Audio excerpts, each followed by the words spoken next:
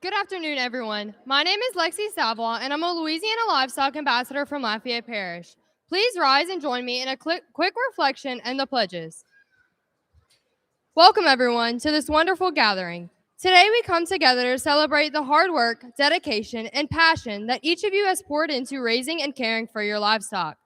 This show is not just a display of animals, it is a testament to the commitment and perseverance of our community.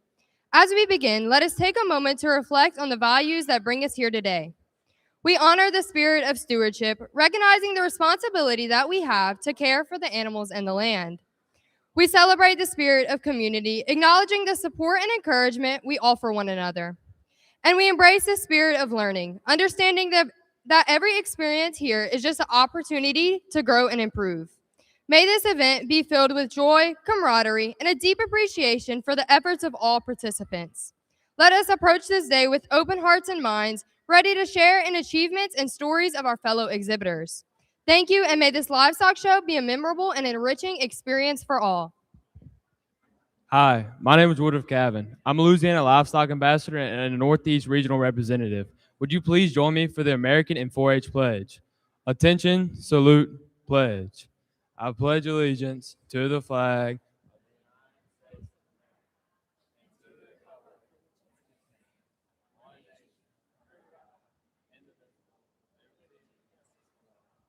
and following the 4-H Pledge. I pledge my head to clearer thinking, my heart to greater loyalty, my hands to larger service, and my health for better living. For my club, my community, my country, and my world. Thank you. The FFA motto is learning to do, doing to learn, earning to live, and living to serve. Thank y'all.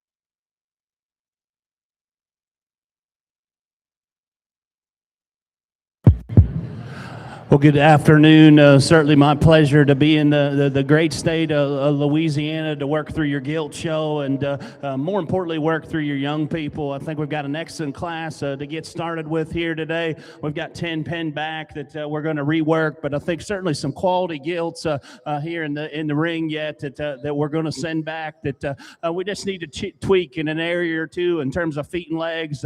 A couple really good built ones that just need more horsepower to them. Young lady's gilt right there, really, really well presented, just a little too straight out of her shoulder and front end, but an awesome way to get started here. Let's give these young people a nice hand as we head them back to the barn. Too upright in their shoulder blade. Okay. Too straight fronted. Can't move good enough up front. Nice job.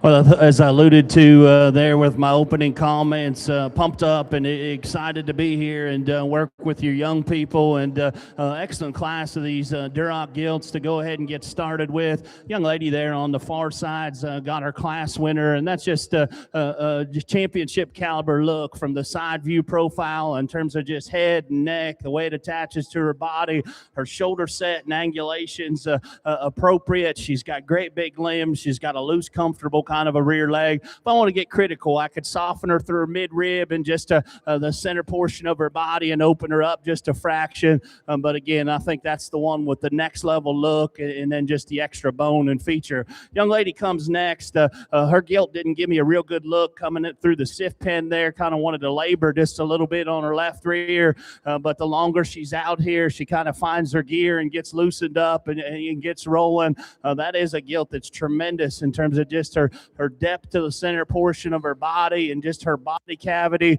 She's another gilt that reads with some extra bone and feature. She's got a beautiful look from the side view profile. I've got to drop her down in her spine and then just hinge her a little looser out of her hip and rear leg. But that's a gilt that does some things incredibly well. Really neat kind of a breeding piece looking gilt comes next. Extra heavy duty in terms of just foot bone and feature.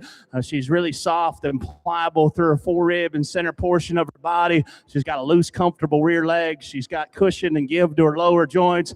It's when she comes right at me. I've got to fix her from her chest, knee to ground. If we could fix her in that regard, that's a gilt that we could certainly talk about pushing a little harder to get higher in this class. That gilt's got some awfully neat, intriguing pieces. Again, I've just got to fix her when she comes right at me. Another really heavy-boned, muscular kind of a gilt, and I admire that gilt from that standpoint. She just wants to hinge a little tighter off of both ends of her skeleton. Her shoulders a little more upright, and then just doesn't ever get comfortable out of her hip and rear leg. I've got to make her sounder. I've got to make her more athletic out here today before we can move her up any higher. Really awesome presented kind of a gilt. Young lady does an awesome job of getting this one driven out here. A gilt that gives you really an intriguing look in terms of being flat-backed and long and level out of her hip and rump. She's too upright in terms of her shoulder blade and her front end. She wants to close up too much from her knee to the ground when she comes right at me. I've got to open her up there in the rib cage, but that's an awesome kind of a hip and rear leg gilt that can really get out here and function. A really interesting gilt that comes next. I'm a sucker for big rib, big bodied ones. This gilt's tremendous in terms of just body cavity and roll and shape to her rib cage. She almost comes with a little extra condition. I've got to give her more shape and then just peel a little of that cover off of her. But that's one that looks like mated to the right kind of a bore, a gilt that you could do a lot of good with. We continue to work down through here. Really muscular gilt that's got to be sounder behind. Then we run into a couple heavy bone ones that just got to bounce a notch better. Awesome way to get started. Let's show our appreciation for the young people. Good job, buddy. Nice job. Gilt's just a little tight out the hip and rear leg. Nice job.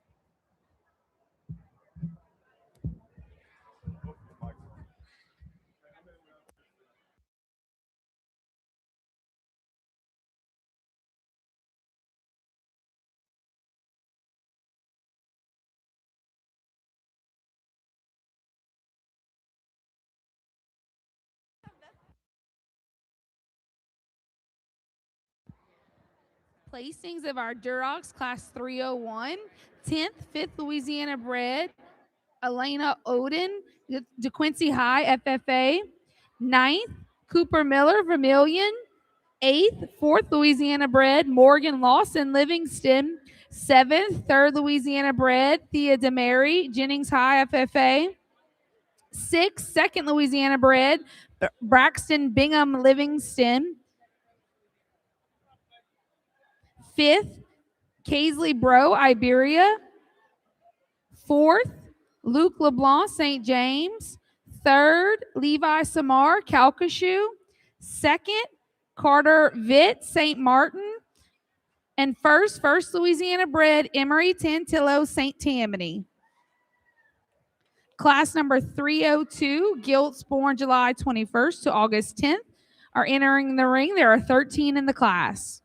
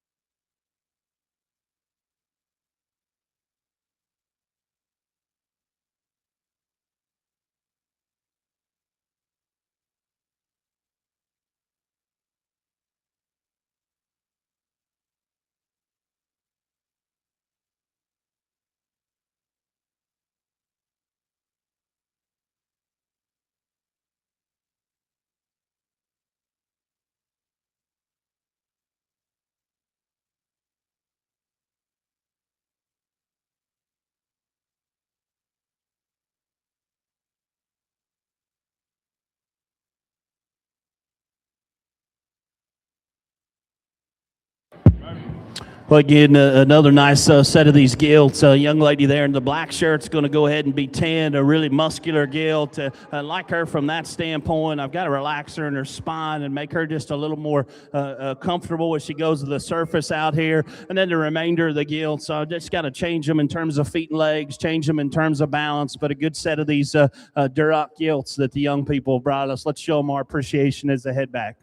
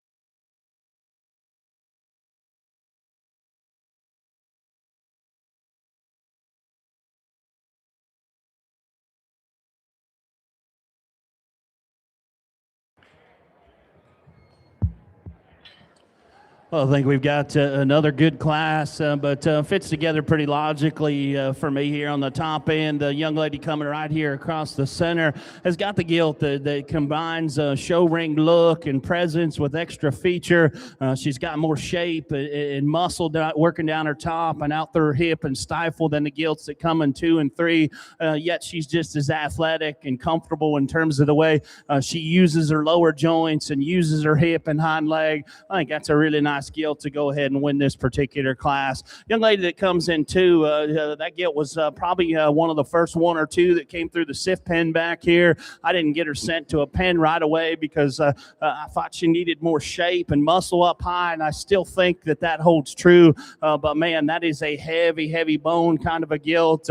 Love the shape to her head and her forearm and just how loose and comfortable she is out here out of her skeleton. I've just got to give her more shape and muscle up high, as I alluded to, but that looks like an awesome kind of a Duroc sow. You get that one mated to some of those boars that maybe have some of those further reaching pieces. I think you could make a lot of genetic progress right there. The gilt that comes next out of pen 4, really similar to her in terms of her type and kind. Another gilt that's just got an awesome kind of a skull shape to her. She's loose hinged and comfortable out of both ends of her skeleton. She maybe gets a little shorter out of her steep and her hip and rump than the gilt directly ahead of her. And then I've got to open her in terms of her forehead and the center portion of her body, just give her more outward turn and curvature. But that's another one that looks like a really unique kind of a breeding piece. The power gilt of the initial 4 comes next. Big chested, big top, big ended kind of a gilt. When I step off to the side view of this particular gilt, she wants to get just a little thicker right there at the top of her neck and her crest, and then she works back into her ham loin junction. She wants to deviate and then just become a little short stepping out of her hip and rear leg. But I certainly admire that gilt in terms of muscularity, in terms of bone, in terms of width and dimension. She does all those things to a very high degree. A lot of the same things could be said of the gilt that comes next. A fresh, well-presented, big rib, big body kind of a gilt. I've just got to make her more comfortable out of her hip and rear leg. She just needs to be a looser hinged individual. We continue to work down a big muscled one here that needs more bone and feature. Then we just ran into some design and feet and leg issues as we work through the remainder of the class, but an awesome set of these red gilts. Let's show those exhibitors our appreciation as they head back.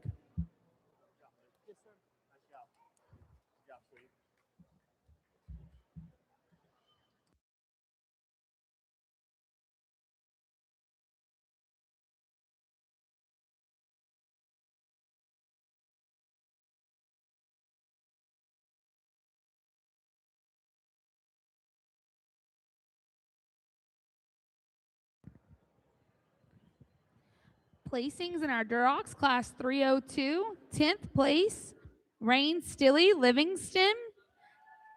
9th, Tinley Abear, Iberia. 8th, Drew Coleman, Calcasieu. 7th, Annalise Arno, St. Martin. 6th, Charlie Brown, St. Mary. 5th, 4th Louisiana bred, Dominic Sanchez, Iberia. 4th, 3rd Louisiana bred, Wyatt King, St. Tammany. 3rd, 2nd Louisiana bred, Emma Gatto, Lafayette. 2nd, 1st Louisiana bred, Peyton Martin, Vermilion. And 1st, Reese James, Ascension. Coming into the ring is class number 303, gilts born August 11th to August 31st. There are 4 in the class.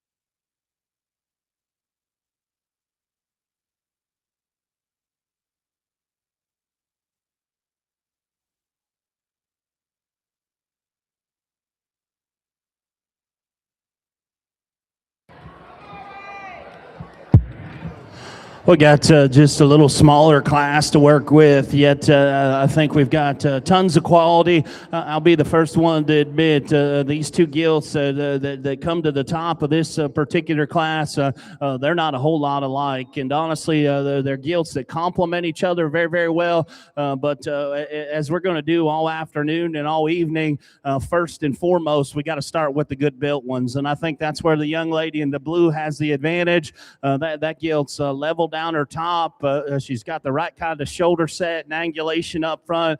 I think where she has a distinct advantage over the gilt that comes in two, just her levelness of hip and squareness to her hock, just the function out of her rear skeleton just hits me more appropriate than the power gilt that comes in two. If you want to make a case for the young lady here in the white to be your class winner because she's the boldest, widest, and stoutest, I think you certainly have a case because there's no denying that she has the advantage advantages from that standpoint. When I get off to the side of her, though, she's just too short and steep out of her hip and rump. If I could lengthen her in that regard and just make her a little more stable behind, we could certainly talk more about switching that pair. I think, again, a good pair that complement each other very, very well. Really a good design, fresh, well-presented kind of a gilt comes next.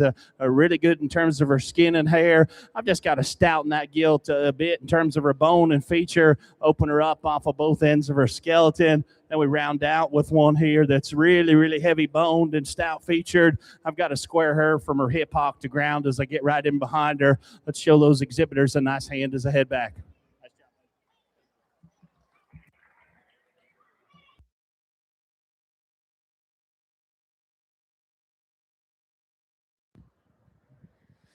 Results of our Duroc Class 303, fourth, third Louisiana bred, Nathan Falk, Acadia. Third, second Louisiana bred, Cooper Miller, Vermilion. Second, Elamir, Lacassine, FFA. First Louisiana bred, Mariana Sanchez, Iberia. Class number 304 is coming into the ring as a single entry.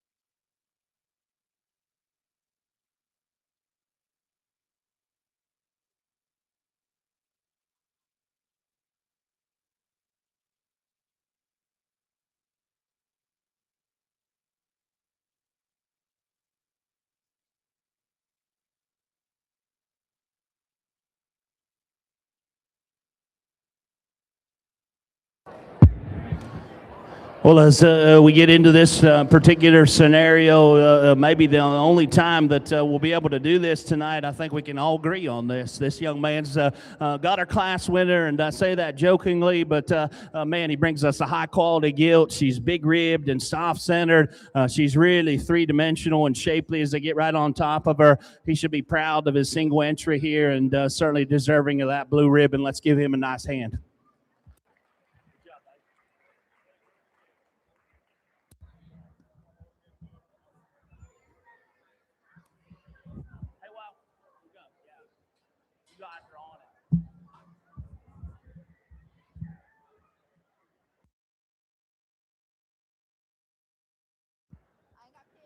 Results of Duroc Class 304, first Louisiana bred, Cooper Miller from Vermilion.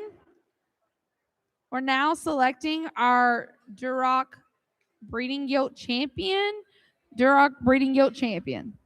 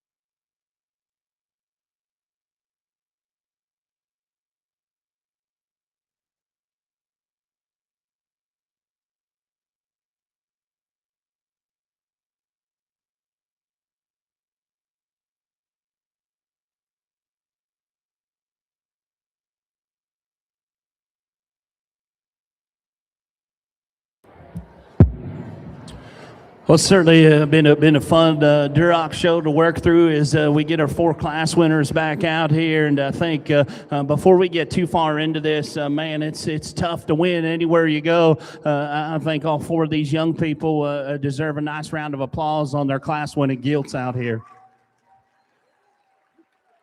For me, it comes down to the pair of gilts right here in the center of the ring, the gilts that win the first 2 classes. I think they're the gilts that bring the extras to the table in terms of bone and feature, having that show ring presence and look. I think within the pair, there's one of them that's just next level in terms of that head and neck and the way it attaches to her body. I think same gilt just holds her spine a little better in terms of just staying collected when you're off to the side view profile of her. You get on top of her and she'll overwhelm you in terms of shape and just ditch running down her back. You could open her up in her rib cage just a little bit, but I think where she's good, she's incredibly good. Help me in congratulating the young lady right here in the yellow.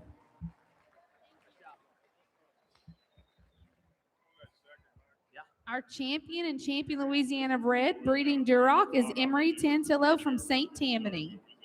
You walk me through it here as we.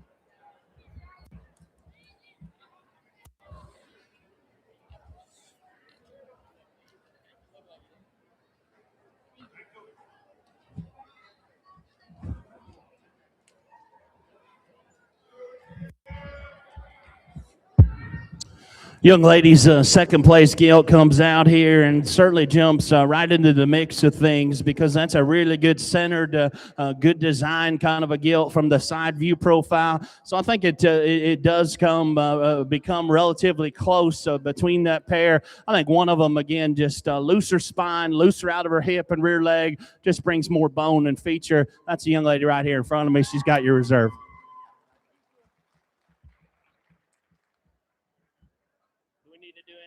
Louisiana bred, or we're all good? Okay. Our reserve champion breeding Duroc is Reese James from Ascension.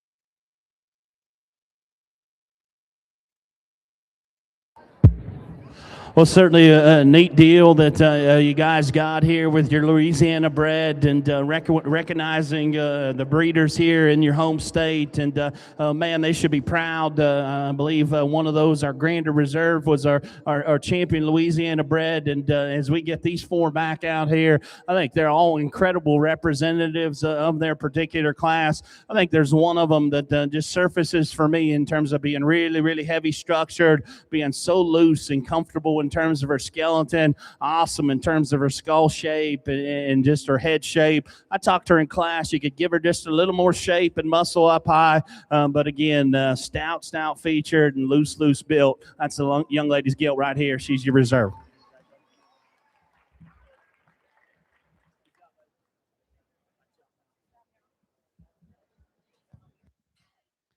Our Louisiana bred reserve champion breeding Duroc is Peyton Martin from Vermilion. We're moving on to our breeding Hampshires, class number 401, gilts born July 1st to July 20th. There are 4 entries in the class.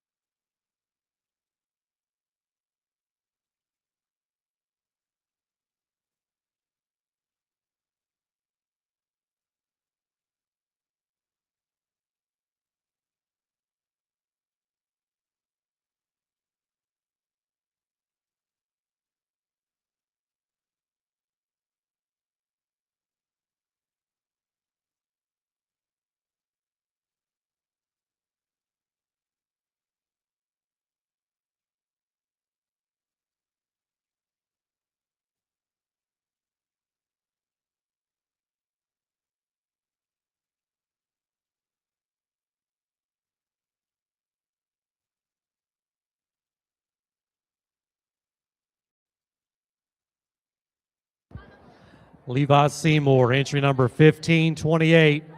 Somebody get Levi up here for the gilt sale selection for the sale order deal. Levi Seymour.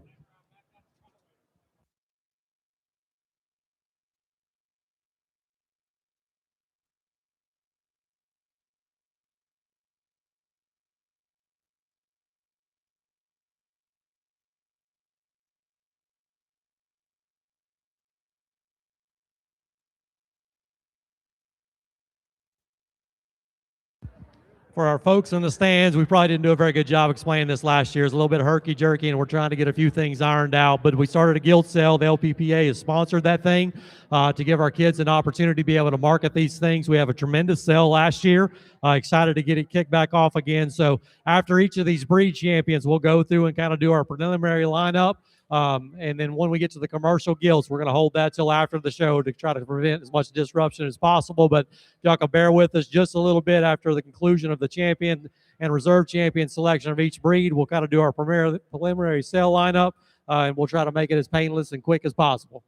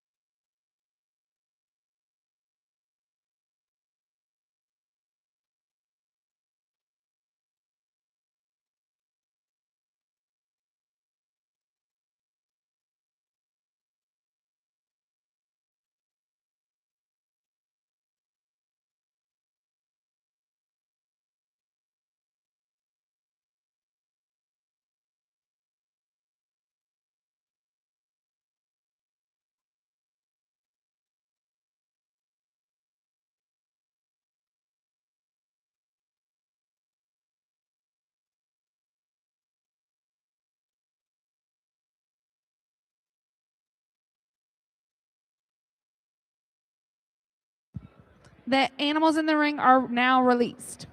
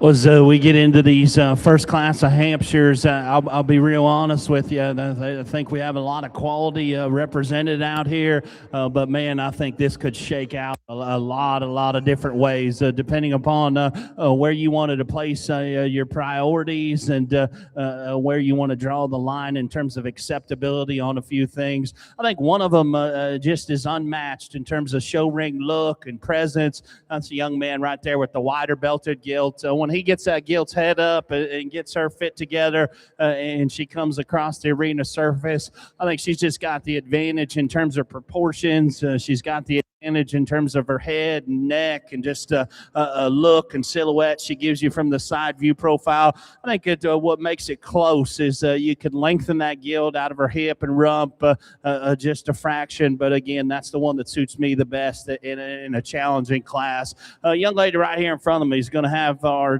second place gilt and maybe a gilt in terms of skin and hair that's maybe not presented maybe quite as well as what our class winner is. But I think when you evaluate that gilt for what she is, she's one of the longer hipped, heavier boned ones that functions appropriately out of her hip and rear leg. I'd like to give her more look and presence ahead of her blade, but again, her functionality, her length of hip, her extra heaviness of structure allow her to go ahead and get in the 2-hole in this particular class. Young lady right here behind me is going to go ahead and be in 3, and that's a gilt that gives you a good look from the side view profile in terms of just the silhouette she paints. I've got to make her stouter featured and heavier boned, but again, I think you could have done a lot of different things in this particular class. Young man going out the gate there, that's a quality kind of a Hampshire gilt still.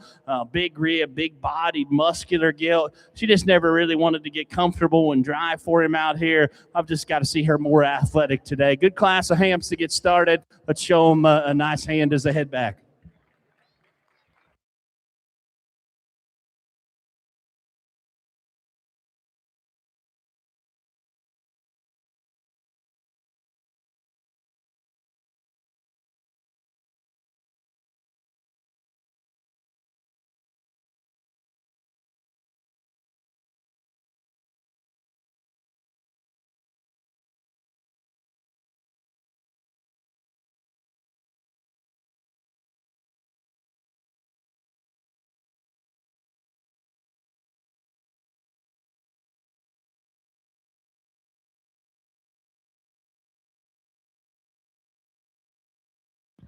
Results of our Hampshires class 401. Fourth, First Louisiana bred Bryson DeLon, Santa Ma High School FFA. Third, Ava Shake Snyder, Ascension. Second, Aubrey Savoy, Ascension. And first, Case Meir, Lacassine FFA.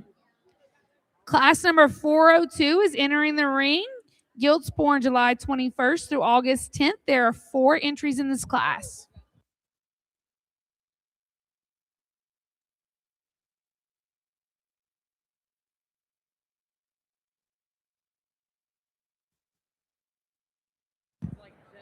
A reminder that weight cards are due at 5:30. Weight cards are due at 5:30.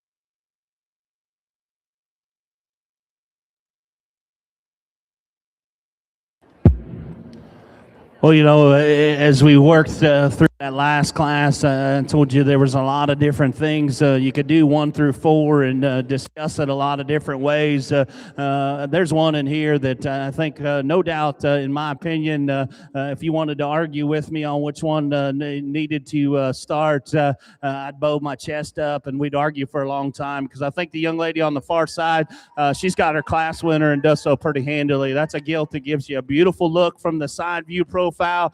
She's got a great big forearm working in her. She's fresh and shapely when you get on top of her. You study her from the side. Her length of hip, her cushion to her hock and rear foot are all very, very good. She's the one with the extras and then does it the best in terms of just skeletal quality and function out here today. 2 through 4, again, I think comes to a scenario where you could do a lot of different things depending upon where you want to place your priorities. I'm going to use the young lady in the corner to go ahead and be 2. I think that's a really, really heavy bone, big rib, big bodied, soft-centered kind of a gilt, and I think she has the advantage over the gilt in 3 in terms of athleticism. She has the advantage over the gilt in 4 in terms of bone and feature. Young man right there with the heavy muscled gilt's going to go ahead and be 3. Certainly like that gilt in terms of her muscularity and shape. I've got to hinge her looser out of her hip and rear leg, and the young man right here rounds out our class. Still quality gilt in terms of just functionality and comfort level. I've got to give her more bone and feature to get any higher today. Another nice class. Let's congratulate those exhibitors as they head back.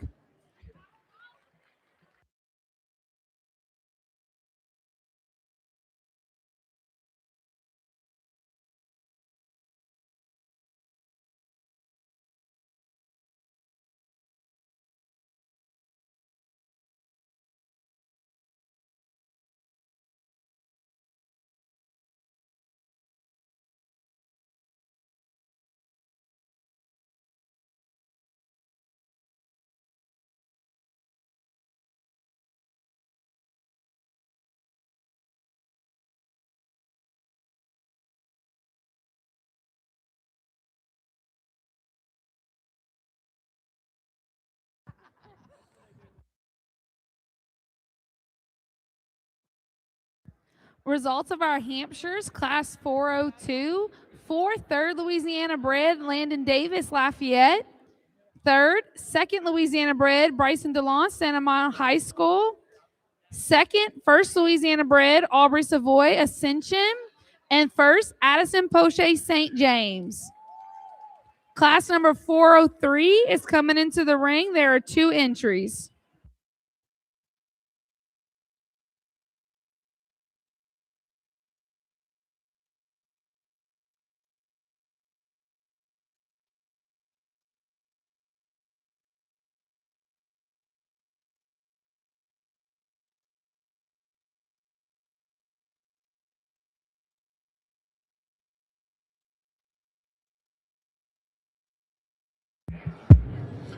Just 2 Hampshire gilts here in our final class, but man, the young people brought us a nice pair. Young lady right there is going to be our class winner. I think that gilt wants to fight her just a little, but man, when she gets her collected and gets her head up, that gilt just proportions and ties together better in terms of her top line and her ham-loin junction.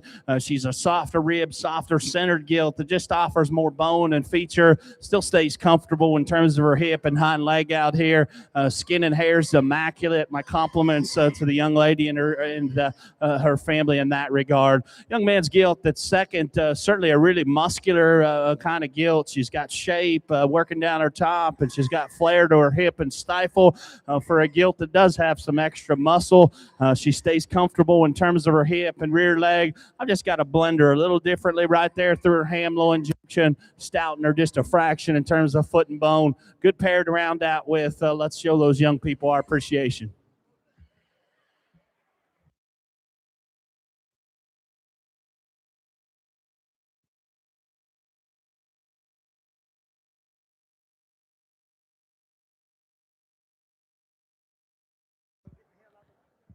Results of our Hampshires, class 403. 2nd Louisiana bred, Braxton Clark, St. Martin.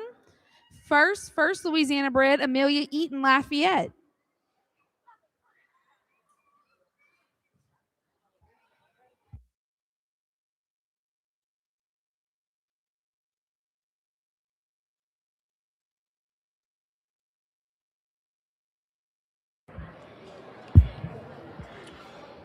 We get our three class winners back out here.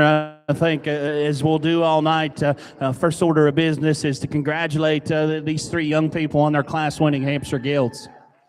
You know, as we worked through this particular breed in a spot or two, we had to make some sacrifices and maybe decide whether we wanted to go with one that had a little extra power or we wanted to go with one that was just better built and better structured. I think there is one out here that does that in one package. Her build, her presence, her look, and she comes with extra bone and features. She's got incredible shape up high. I think an awesome representative of the Hampshire breed. Young lady right here in front of me has got our champion.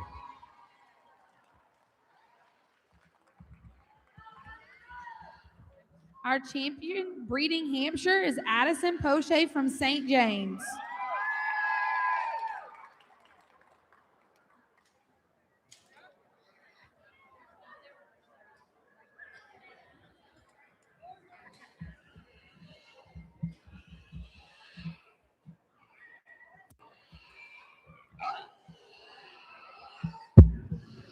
Young lady's second place gilt comes out here, and certainly one that we admire some things about. But I think there's another one out here, her show ring presence and look, her extra shape and muscle up high. I talked to her that you could lengthen her hip just a fraction, but I think she still stays comfortable in terms of the way she hinges and goes out of her hip and rear leg. One that does a lot of things very, very well. Young man's gilt right here is your reserve.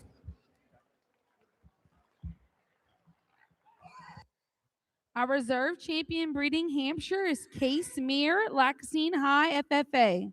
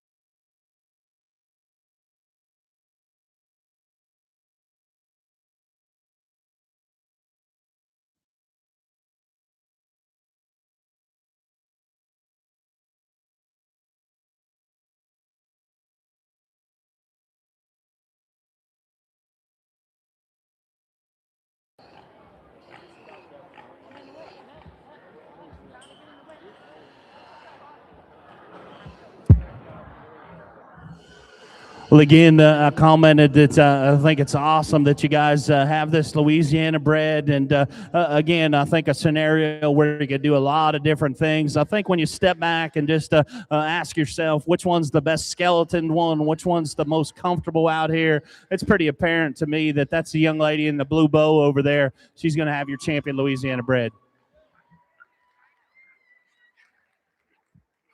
Our Louisiana bred champion breeding Hampshire is Amelia Eaton from Lafayette.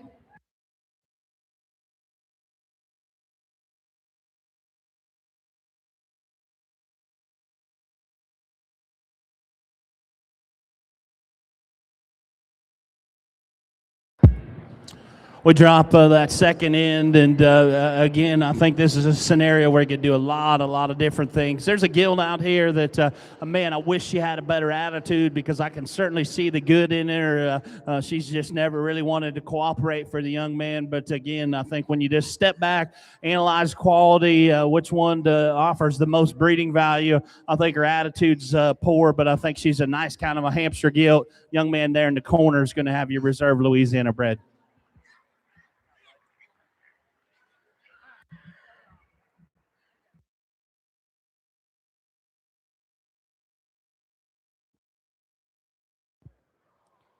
Our Louisiana bred reserve champion breeding Hampshire is Bryson DeLon from Santa Ma FFA.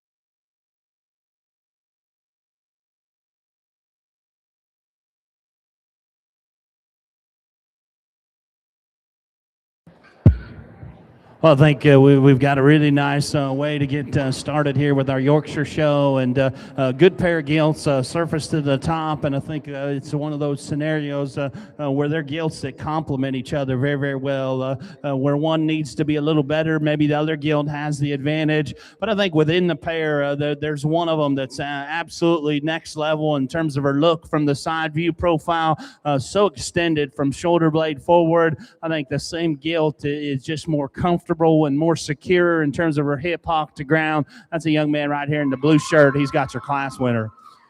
The young lady's gilt that comes in there's no doubt that she has the advantage in terms of just the shape to her full rib and her cage and the center portion of her body. She's not as neat looking from blade forward, but more importantly, when I step right in behind her, she wants to get a little more mechanical in terms of the way she hinges and goes out of her hip and rear leg. I've got to square her just a fraction from hip hock to ground, but man, I absolutely dig the extra power that gilt brings in the center portion of her body.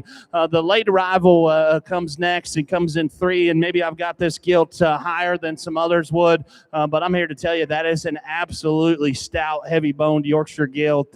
Young lady was late getting her up here, and she's pretty well played out now, but her head shape, her forearm, her circumference, her rear leg, her tail root, her indicators are big league stout. That one would be fun to breed around. You get her mated to the right bore. I think what allows her to go ahead and get in 3, the gilt in 4 is not exactly a structural integrity upgrade. I've got to change her too in terms of the way she goes out of her hip and rear leg. I like her moderation in terms of length of body. I like her look and presence ahead of her blade. She's just not nearly as stout featured as what that gilt that comes in 3 is. Young man's gilt that comes out of pen 6 there. Another gilt I like in terms of being a moderate gilt in terms of frame size and length of body.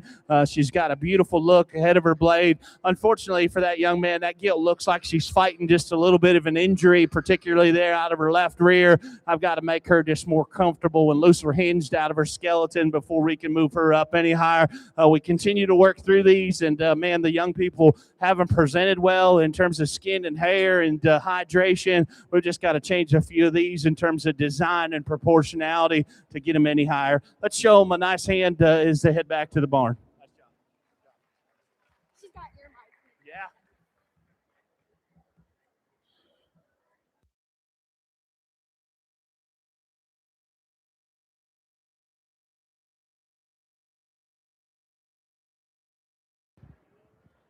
Results of our Yorkshires, Class 501, 8th, 3rd Louisiana bred, Graceland Keating, St. Tammany. 7th, 2nd Louisiana bred, Brooklyn Vincent, Vinton FFA. 6th, Grant Carrier, Point Capee. 5th, Carson's Shake Snyder, Ascension. 4th, Cooper Miller, Vermilion.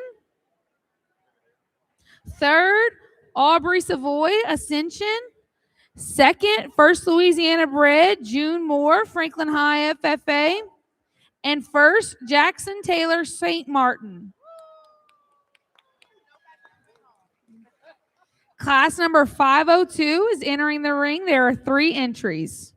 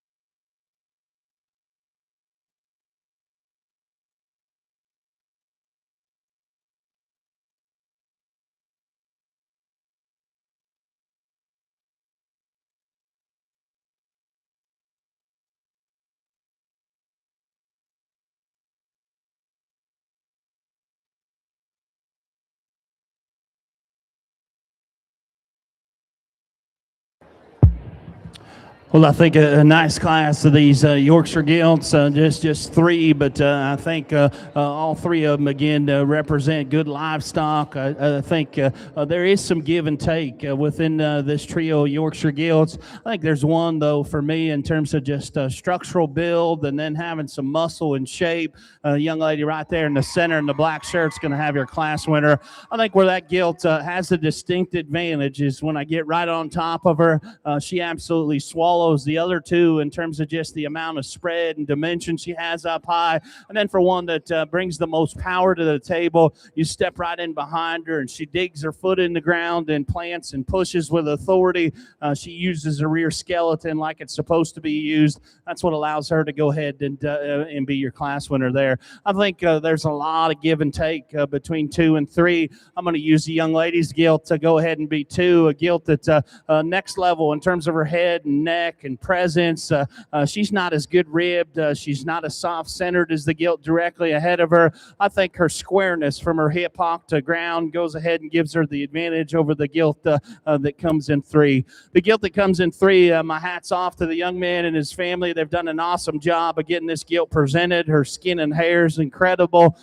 They've got her absolutely dialed in from that standpoint. I like her extra rib and body and just softness to the center portion of her. I get right in behind her and she just wants to close up too much to the ground. I've got to square her from just her pin set to her hock to the ground before we can work her any higher. Awesome class of those Yorkshire gilts. Let's show those young people a nice round of applause.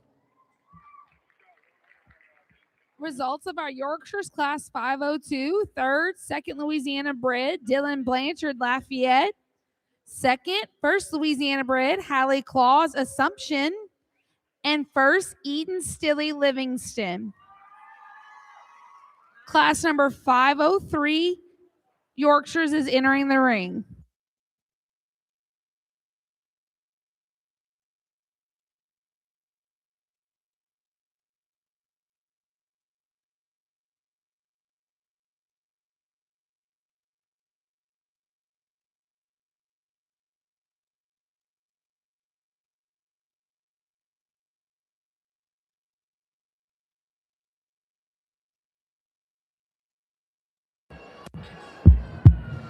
Well, just a single entry to round out our Yorkshire show here. But, man, the young lady brings us a high-quality gilt. She's got bone and feature.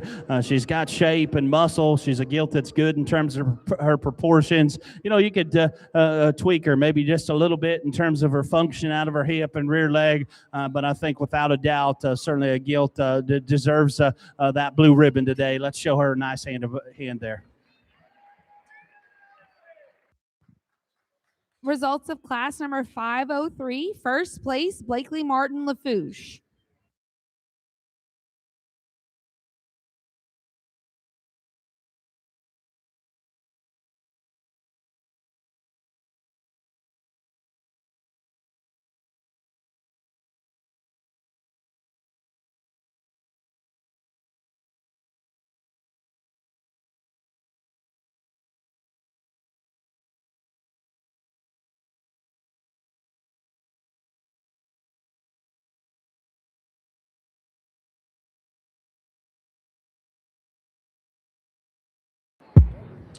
Well, it's been a fun Yorkshire show to work through here this evening. Let's give all 3 young people a nice round of applause on their class winners. You know, taking nothing away from the young ladies' gilt that just won the previous class there, but for me, it comes down to the 2 bigger gilts out here. I think gilts that are both good in terms of shape and freshness. I think they're gilts that utilize their skeleton off of both ends of their body like they're supposed to. I think within the pair, one of them just gives a more unique look in terms of head and neck. I think same gilt just blends just a notch better right there through her ham-loin junction. Young man right here's got our champion. Our champion breeding Yorkshire is Jackson Taylor from St. Martin.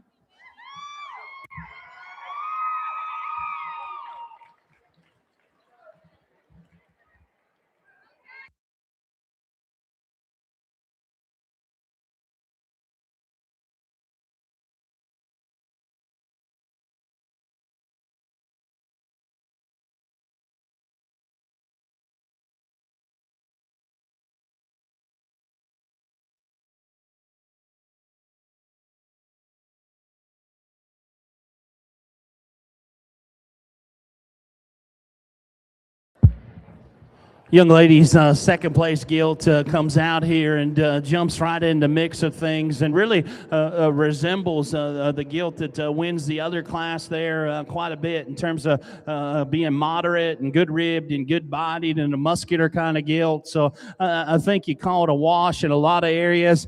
For me, what sorts the two gilts is when I get right in behind them and watch them go away, one of them's just better in terms of her hock shape. She's better in terms of the way she uses her lower joints. Particularly her rear foot, the way she plants and pushes with flex and authority. That's a young lady on the far side. She's got to reserve. Our reserve champion breeding Yorkshire is Eden Stilley from Livingston.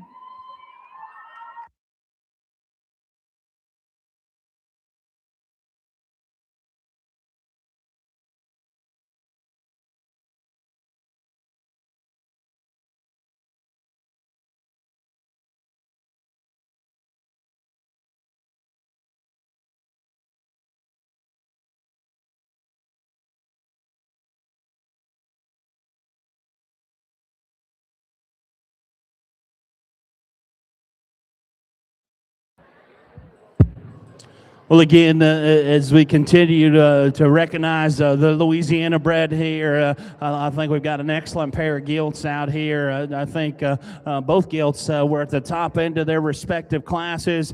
There's one that just comes with more horsepower. She's bigger ribbed, she's bigger chested, she's just bolder everywhere. I've talked to, we could tweak her in terms of her hock to the ground, but I think a gilt that just represents a ton of quality. Young lady's gilt right here in the vest is going to be your champion Louisiana bred. Our Louisiana bred champion breeding Yorkshire is June Moore, Franklin High FFA.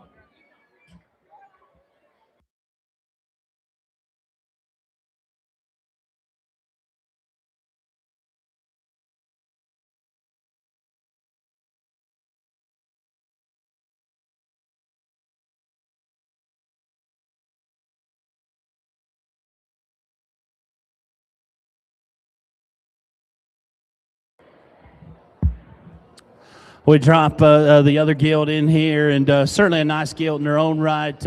I think within this pair, there's one that just more appropriate in terms of the way her top line sits in her. Same gilt, just more comfortable out of her hip and rear leg. That's a young lady on the far side in a lighter colored shirt. She's got your reserve.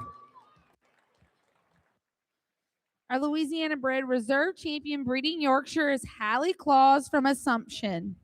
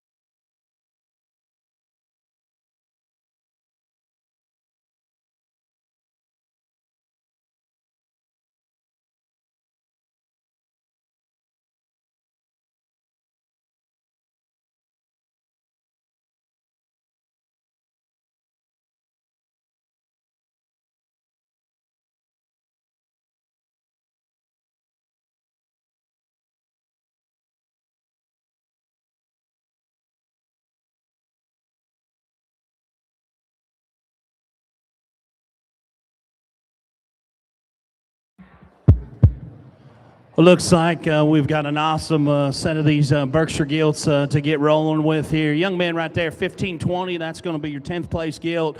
Certainly a gilt from shoulder blade back. Like a lot of things about heavy muscled and functional. I've got to extend her from shoulder blade forward. I thought the young man's gilt there on the far side was certainly one worth mentioning. Incredible skin and hair and hydration. She's just got to be more functional out of her hip and rear leg. Young man right here's got one that's just absolutely chock full of muscle. I've just got to make her more secure there out of her hip and hind leg. Let's give these young folks out here a nice round of applause, and we'll rework the top end.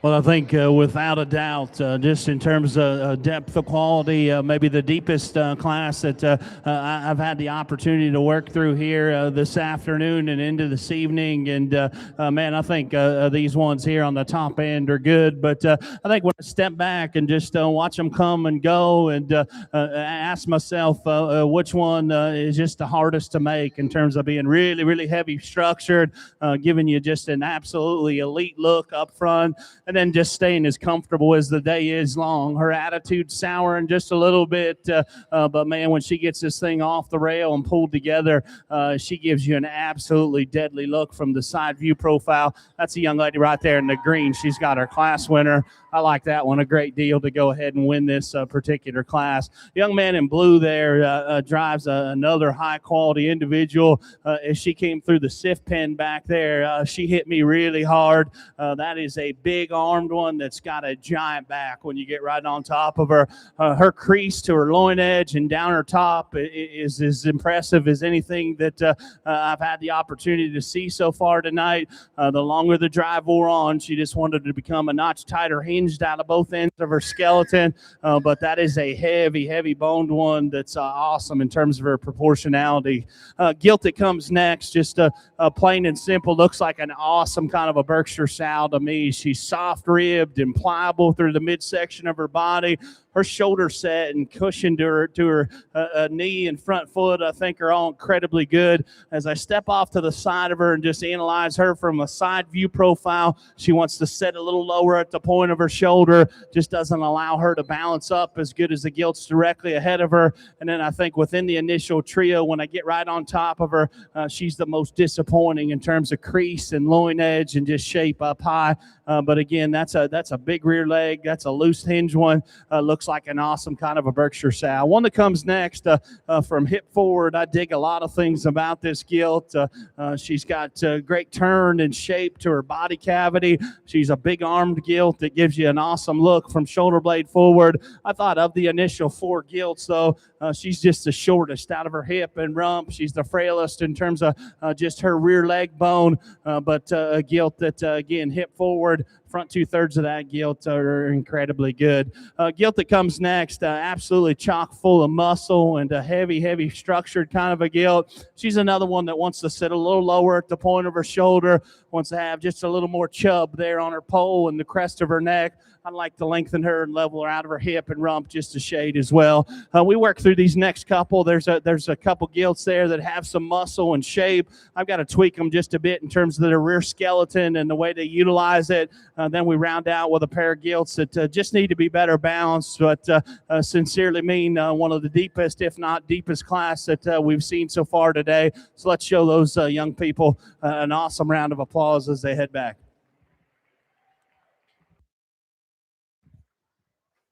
Results of our Berkshires, Class 201, 10th, 8th Louisiana bred, Christopher Spicer, Sulphur FFA. 9th, 7th Louisiana bred, Riley Landreneau, St. Martin. 8th, 6th Louisiana bred, Hallie Gershio, St. James. 7th, 5th Louisiana bred, Jaden Lepine, Albany High, FFA.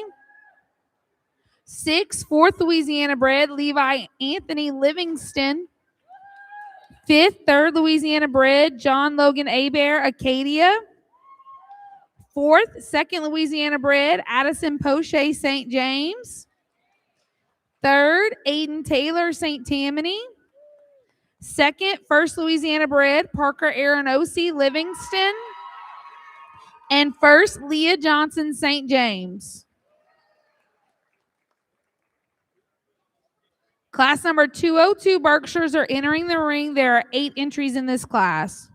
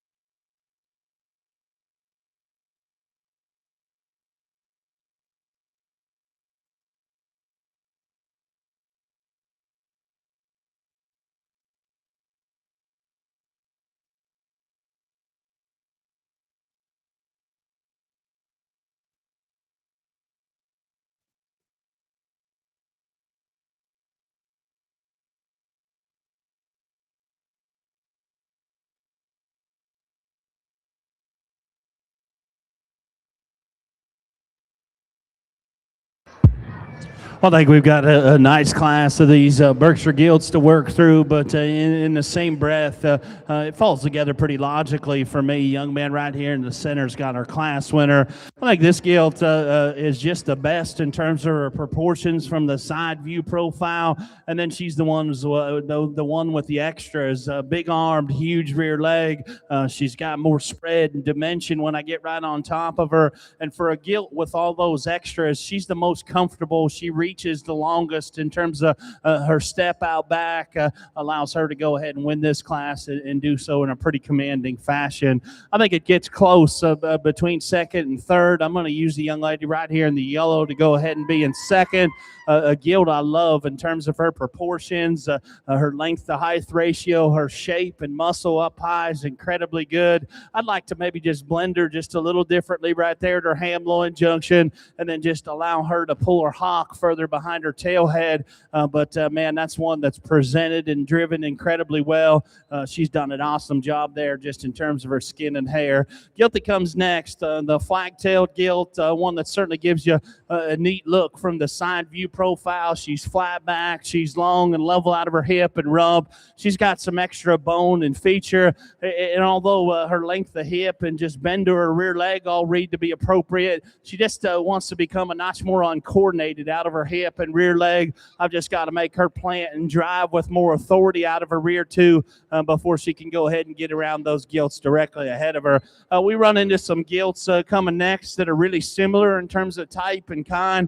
I like this gilt's extra feature and shape and muscularity. Maybe looks a notch more like a market gilt than a breeding gilt to me. I've got to change her in terms of her length of hip and just softness to the center portion of her body. A couple big muscled ones come next that I've got to tweak in terms of just hip and rear leg function, squareness to their hock. And we round out with a couple that, again, nice projects for the young people. I've just got to change them in terms of their rear skeleton. Great class of these Berkshire gilts. My hat's off to the young people.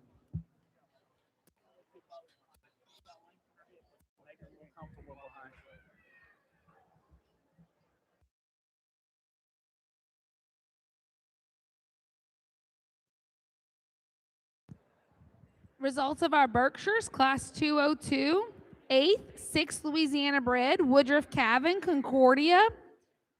7th, 5th Louisiana bred, Aiden Richardson, Rapides. 6th, Lorelei Jeter, DeSoto.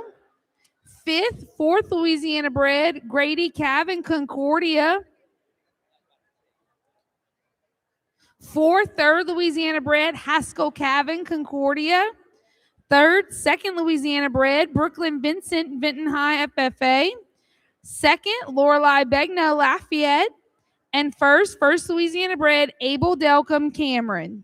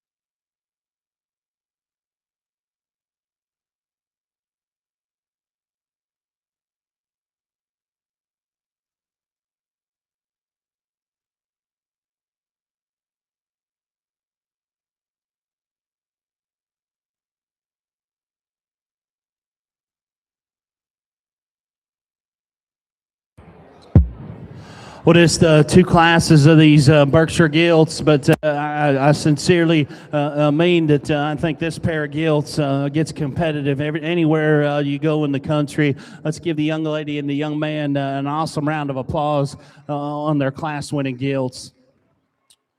I think, I'll talk each one of them. The young man's gilt, one that's so heavy boned and flat backed. She's a gilt that's just overwhelming when you get right on top of her in terms of just shape and muscle and volume of muscle, yet still stays comfortable. If we want to get nitpicky on her, I could clean her up in the base of her throat and through her throat latch and just her jawline there ever so slightly. I could maybe just tweak her right there at her ham-loin junction, but certainly one that does so many things very, very well out here. Then we come to the young ladies' gilt, and man, one that is just so loose built. As you watch this gilt travel across the arena surface out here, her shoulder set and knee set and cushion to her front foot, I think, are absolutely incredible. She's cleaner about her jawline. She's cleaner through her throat latch. I think she blends just a notch better right there at her ham-loin junction. And then I think she's the best in terms of the way she handlizes her rear skeleton. I think two very, very high quality gilts. Young ladies, is your champion.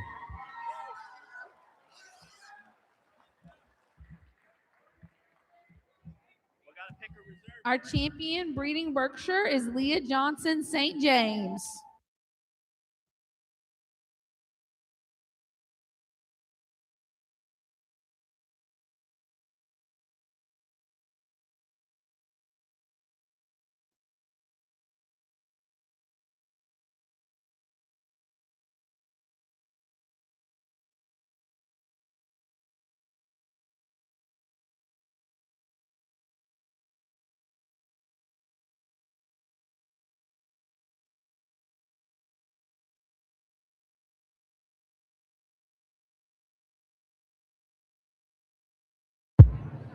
Young man's second place gilt comes out, and I think an incredible kind of a show gilt in her own right.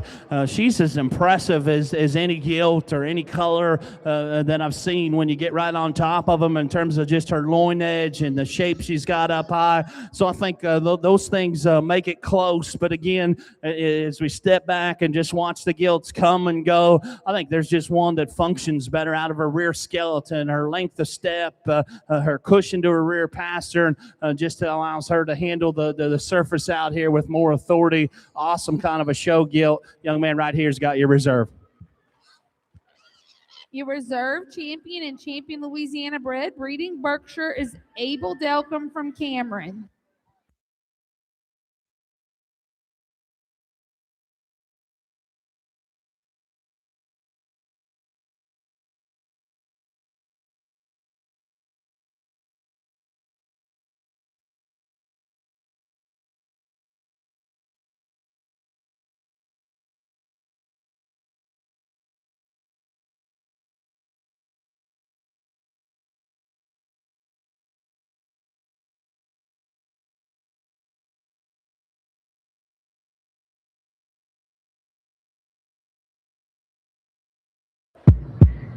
Well, two gilts that we just got the opportunity to see, and I think nice gilts in their own right. But for your Louisiana reserve out here, I think there's one that just overpowers the other one. She's got more shape, she's got more bones, she's got more feature.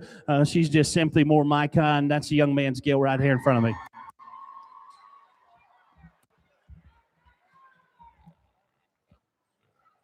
Your Louisiana bred reserve champion Berkshire is Parker Arenosi from Livingston.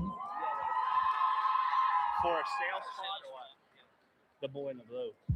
And then it's done. Okay, the boy in the blue. Well, he needs to be next regardless. She's the next best one. Yeah. So this.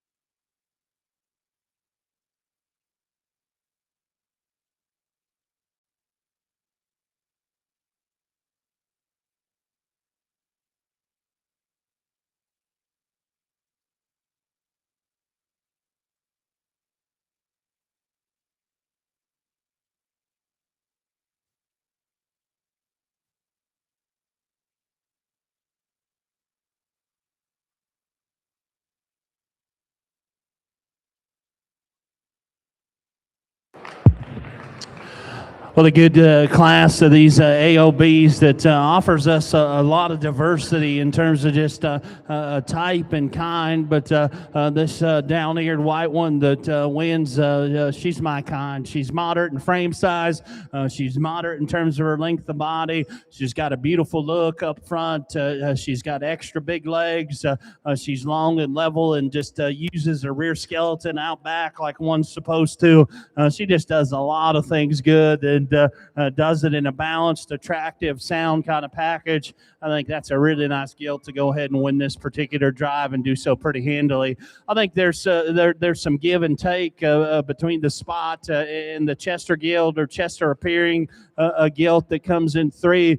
There's just more to the spot. She's bolder, she's stouter, she's wider, she's heavier bone. And I think when she has all those extras and she does get off the rail and get out here and drive, I think she's longer and leveler out of her hip and rump. She's more comfortable out of her rear skeleton. And the fact that she does that with coming with the extras that she has allows her to go ahead and beat this very well presented gilt. Gilt that comes in 3, awesome skin and hair for a white one. You can tell that this young lady and her crew have worked their tails off at home getting this one ready for the show.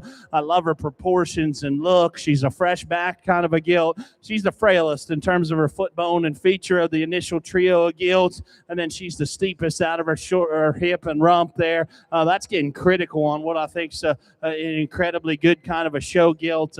My compliments to the young lady and her family. The gilts that come out, pens 5 and 6, come out here together, really similar in terms of type and kind. They're gilts that I like in terms of their extra muscularity and shape and feature. I've just got to redesign them both a bit in terms of the way their spine lays in them, and then just make them more athletic out of their hip and hind leg. Young lady that comes out of pen 7 there, she's got a nice kind of a functional gilt. Just for me, she's got to be bolder and wider. She's just got to have more to her from end to end, but a nice gilt in her own right. Hats off to them. I thought a really special kind of champion there, or class winner. My congrats to them.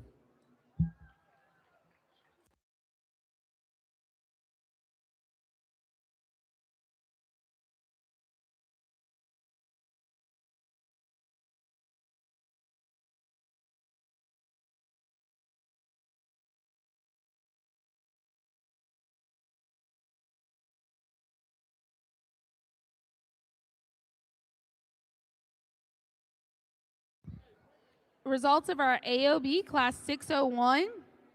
6th, 3rd Louisiana bred, Lily Barnum, Livingston. 5th, 2nd Louisiana bred, Grady Cavan, Concordia. 4th, 1st Louisiana bred, Woodruff Cavan, Concordia. 3rd, Emma LeVay, St. James. 2nd, Natalie Sibley, Livingston. And 1st, Reese Huval, St. Martin.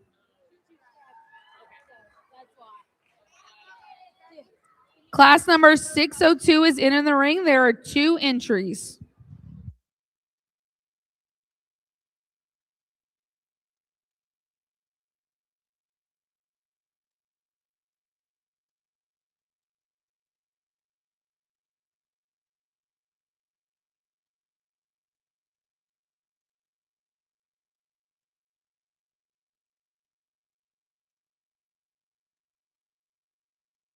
Can talk about it.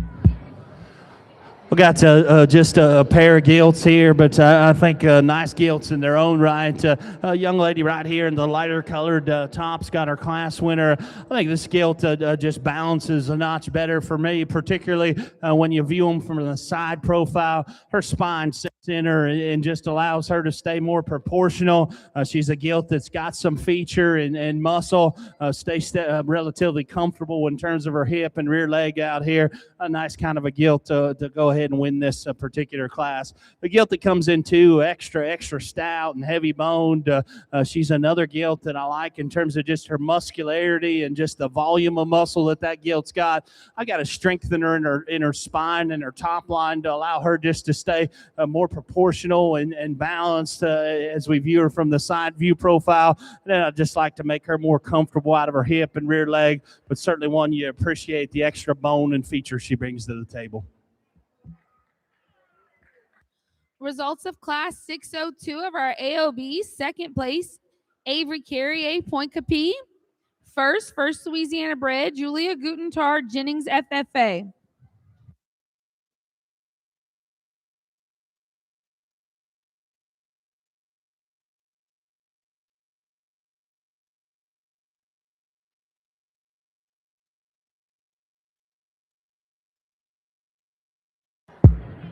Well, just a single entry spotted gilt here for the young lady, but certainly a nice representative of that breed, a gilt that gives you a good look up front, a gilt that as she comes out here and covers the surface, I think we can all see she's athletic and comfortable in terms of her skeleton. Nice kind of a single entry. Congrats to that young lady.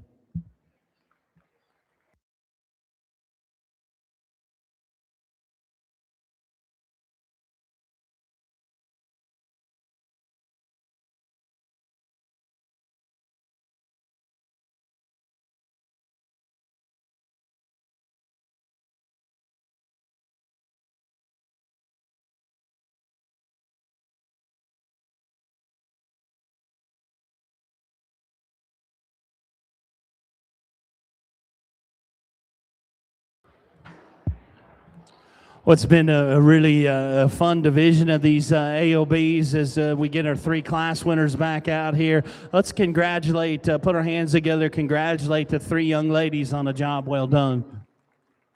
Taking nothing away from a pair of them, there's one out here that surfaces to the top and does so in a pretty commanding fashion. Stout featured, good built, big bodied, heavy boned, comfortable and athletic. Young ladies, white gilt, there's going to be your champion. Our champion AOB breeding gilt is Reese Uval from St. Martin.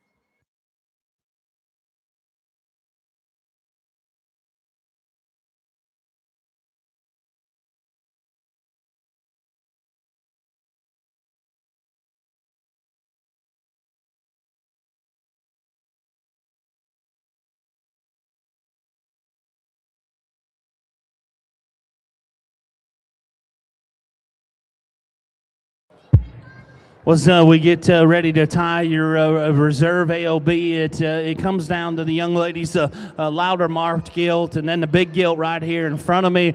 And I think, honestly, you can see a lot of similarities in these gilts in terms of type and kind. They've got bone and feature. They've got muscle and shape. I think within the pair, one of them just stays more comfortable off of both ends of her skeleton, particularly the way she hinges out of her shoulder blade and in front end assembly there. I think another very, very nice kind of a gilt. Young lady right here in front of me has got your reserve.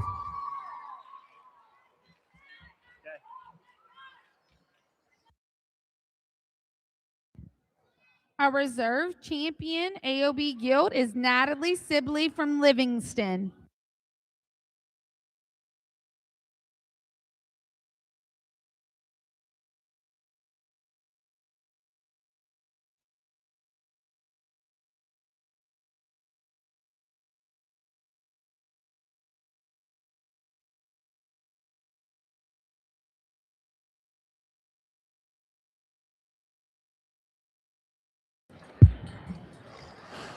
Well, again, I've enjoyed, and I think it's important that you continue to recognize the breeders in the great state of Louisiana. I think all 3 gilts are high quality. I think, in my opinion, the 2 spots maybe come with more athleticism and just in a better built package. I think within that pair, one's got more bone, one's got more feature. She's just got more horsepower than the other gilt. Help me in congratulating the young lady right here in front of me.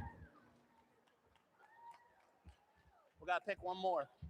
Our Louisiana bred AOB champion is Julia Gutentard from Jennings FFA.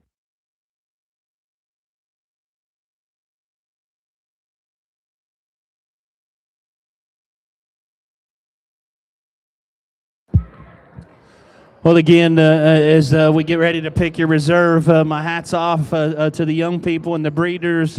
Maybe some of these young folks have bred and raised these gilts themselves, and if that's the case, they know how challenging and how tough this is. Within the pair, there's just one that's more athletic. She's better built. She's sounder. That's a young lady's spotted gilt. She's going to be your reserve.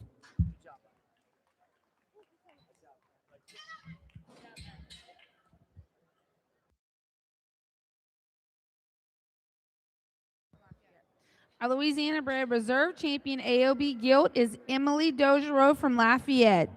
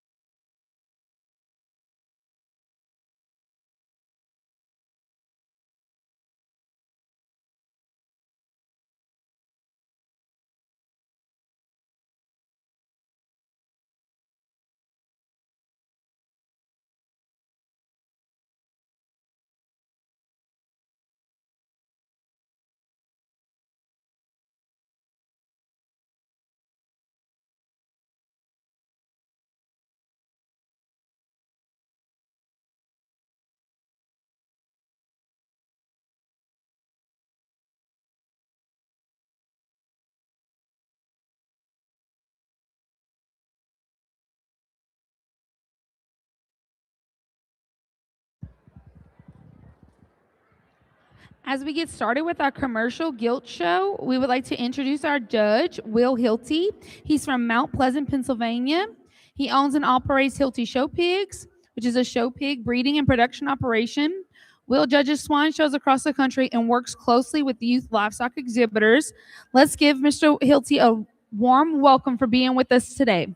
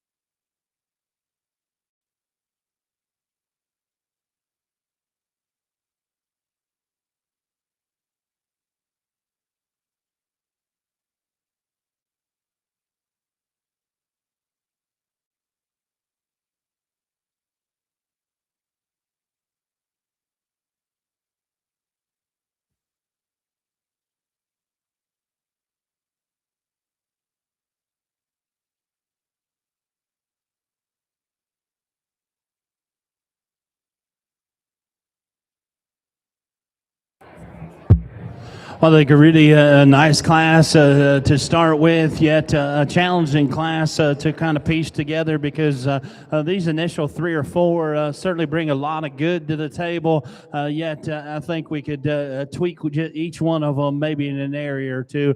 Plain and simple, of the better built ones, I think surface to the top here. Then there's just more extras in the young man's gilt. She's stouter jawed, she's bigger armed, she's got more shape and expression when I get right on top of her. She's longer and leveler out of her hip and rump. I'd like to soften her through her mid body and then maybe just freshen her in terms of just her skin and hair just a fraction. But that's the gilt that combines the most good, does it with some extras and in a functional kind of package to allow her to go ahead and be your class winner. The gilt that comes in too, incredibly well presented in terms of her skin and hair. She's a bigger rib, softer centered gilt, but when we compare her to the gilt that wins this class, she just runs out of horsepower from a foot bone and feature perspective. We study her forearm, we study her rear foot and rear leg. She's just plain and simple, not as stout as the gilt directly ahead of her, but my compliments to the young man on getting that one fed and presented today.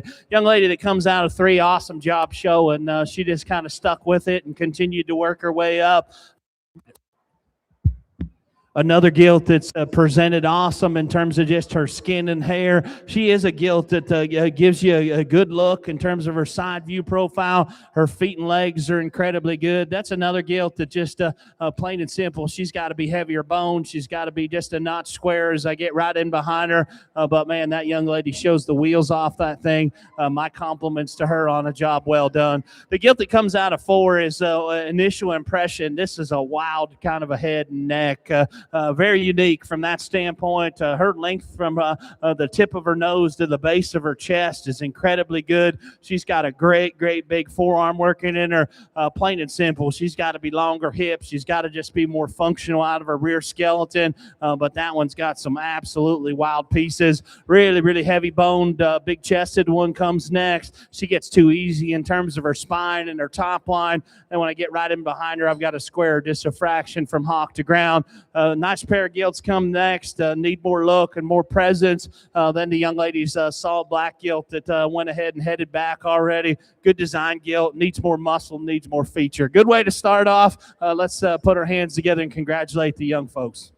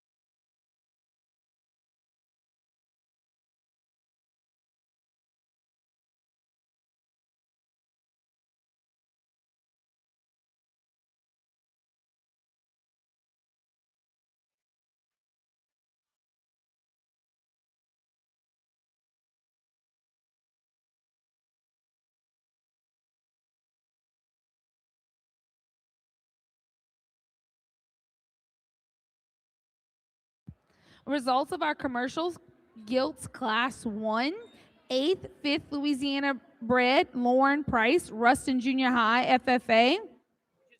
7th, Sophie K. Vernon. 6th, 4th Louisiana bred,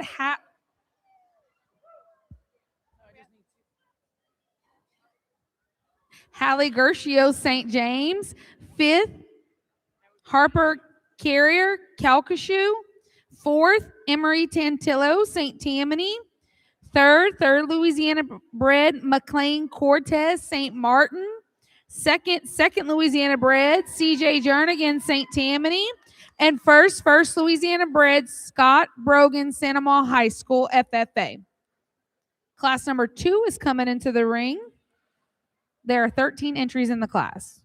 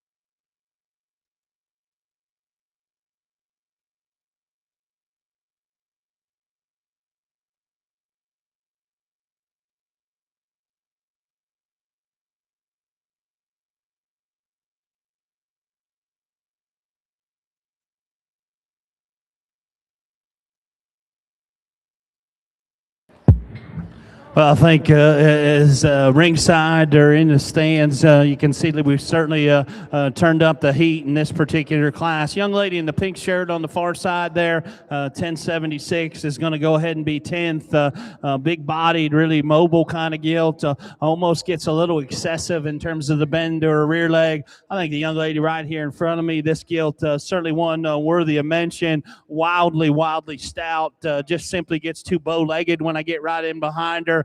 The black one right there, good pattern, good built one, just simply needs more horsepower. Then the young lady's gilt there needs freshened up a bit.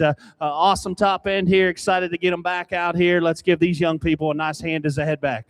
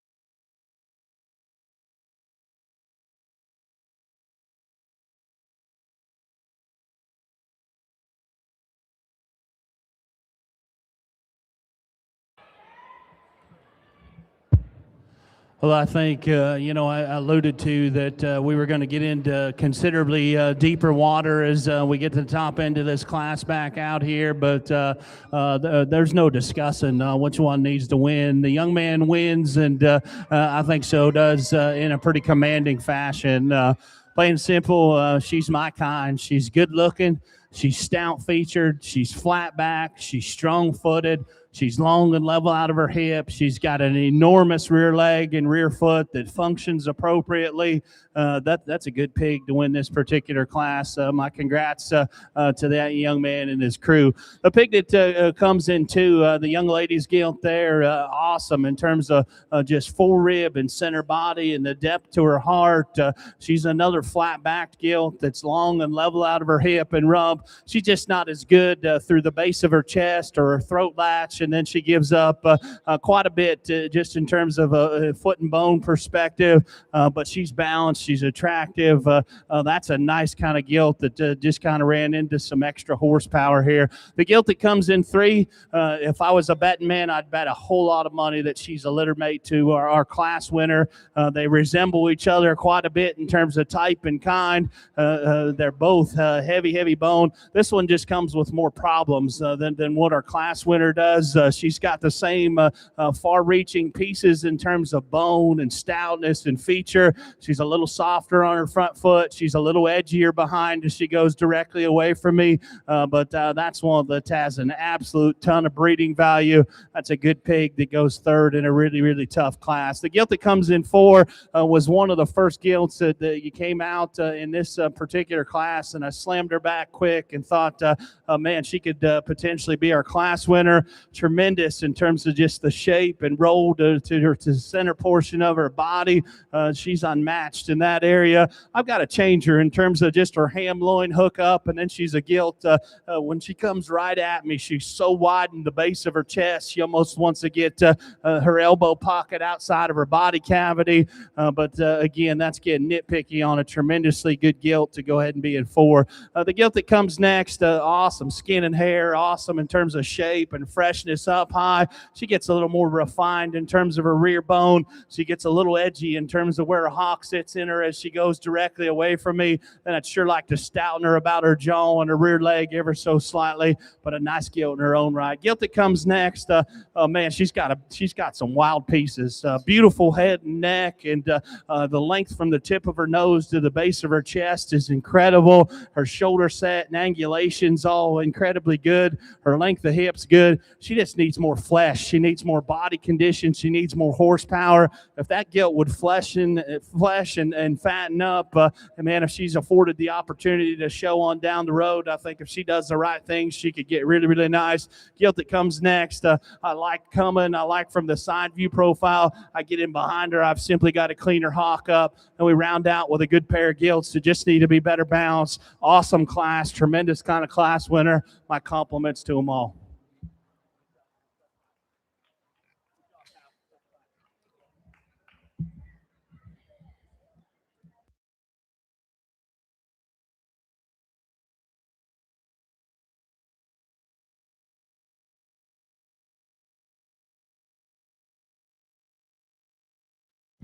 Results of Class 2. 10th, 6th Louisiana bred, Harper Carrier, Calcasieu. 9th, Turner Patton, Lincoln. 8th, Colin Savoy, Lafayette. 7th, 5th Louisiana bred, Sage LeBlanc, St. James. 6th, Brody DeSherry, St. James. 5th, 4th Louisiana bred, Hyde Murphy, Lacassine FFA. 4th, 3rd Louisiana bred, Ethan Foray, St. James. 3rd, 2nd Louisiana bred, Hadley Dumont, Vermilion. 2nd, Blakely Martin, Lafouche. And 1st Louisiana bred, Ace Terrio, Cameron. Class 3 is entering the ring. There are 12 entries in the class.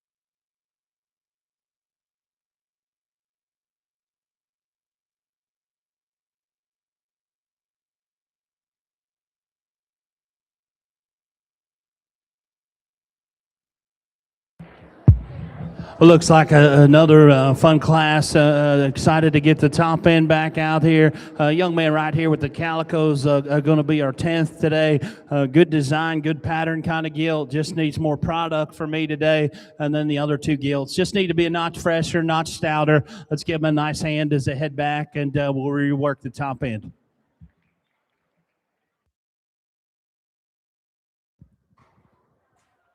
Attention in the barn, if you are driving a Volkswagen license plate 212 JKT, you are blocking someone in.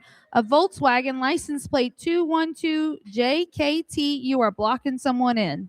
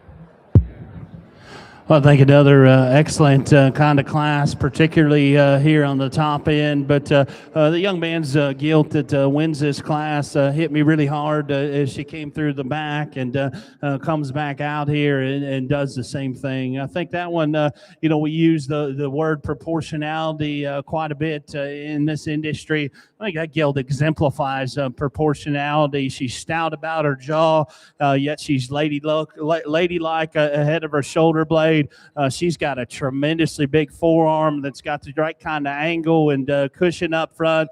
She drives at me. She's squaring her chest, her depth to heart, and depth to her full ribs, all incredibly good.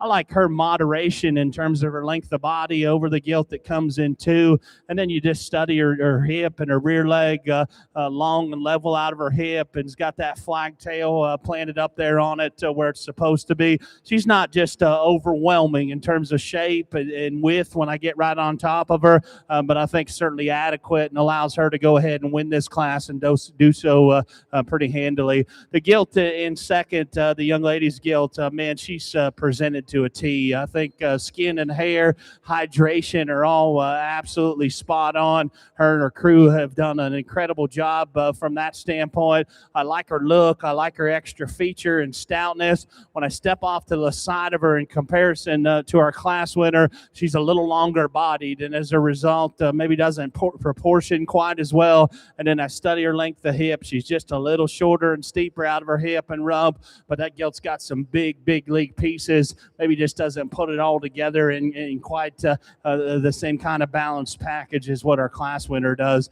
Young lady's gilt that comes down to three. One that each time she came through, she hit me good in terms of moderation and length of body.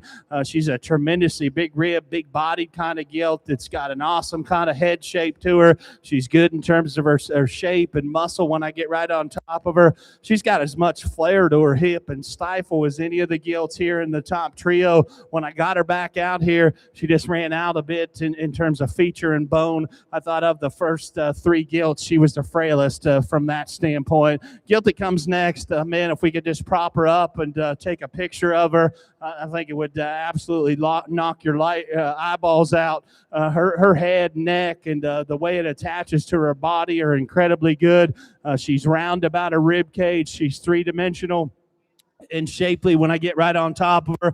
Plain and simple, she's just got to get more comfortable out of her hip and rear leg. She wants to shuffle too much out here. I gave her every opportunity in the world to kind of loosen up and grab a gear. She never did it. That's what rolls her into the fourth hole today. Young lady that comes next, another one that's presented to a T in terms of skin and hair. She's a stout-featured kind of a gilt. Young lady does an awesome job showing. When she came through the sift pan, man, she was right on top of me, and I couldn't figure out why. When I get out here and get off to a distance, gilt's got a little extra to her rear flank there, and then just kind of wants to shuffle out of her hip and rear leg. She did an awesome job of showing that particular gilt. My hat's off to her. That's a good pig that I've just got to tweak in terms of her rear flank and her rear skeleton and the way it works. Gilt that comes next has got shape and muscle. She's a little rounder out of her hip and rear leg. I've got to blend her just differently right there at her ham-loin junction. We work through the rest of these. Man, young people have done an awesome job in terms of skin and hair. One right here just gets a little too wide behind. Then we need some more feature in the two gilts that round out the class. Excellent set of these commercial gilts. Let's put our hands together and congratulate the young people. It's a little too wide behind.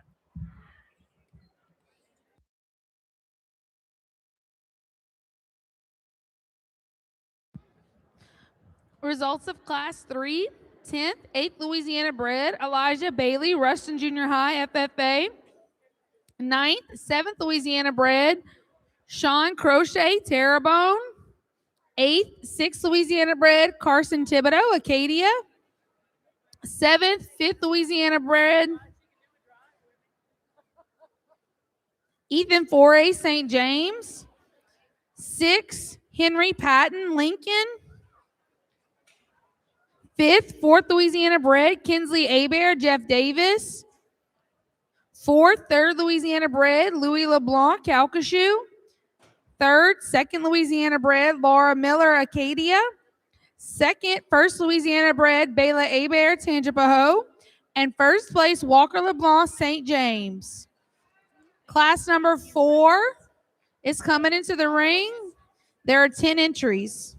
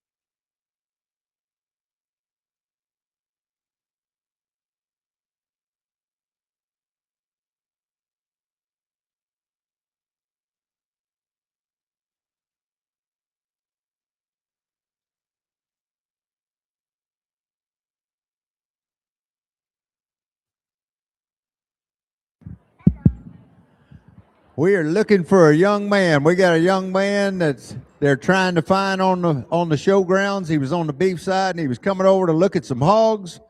Chandler Morris, if you're in the building, come over to the announcer's table by the show ring. Chandler Morris, if you're in the building, come to the show ring. Come to the announcer's table.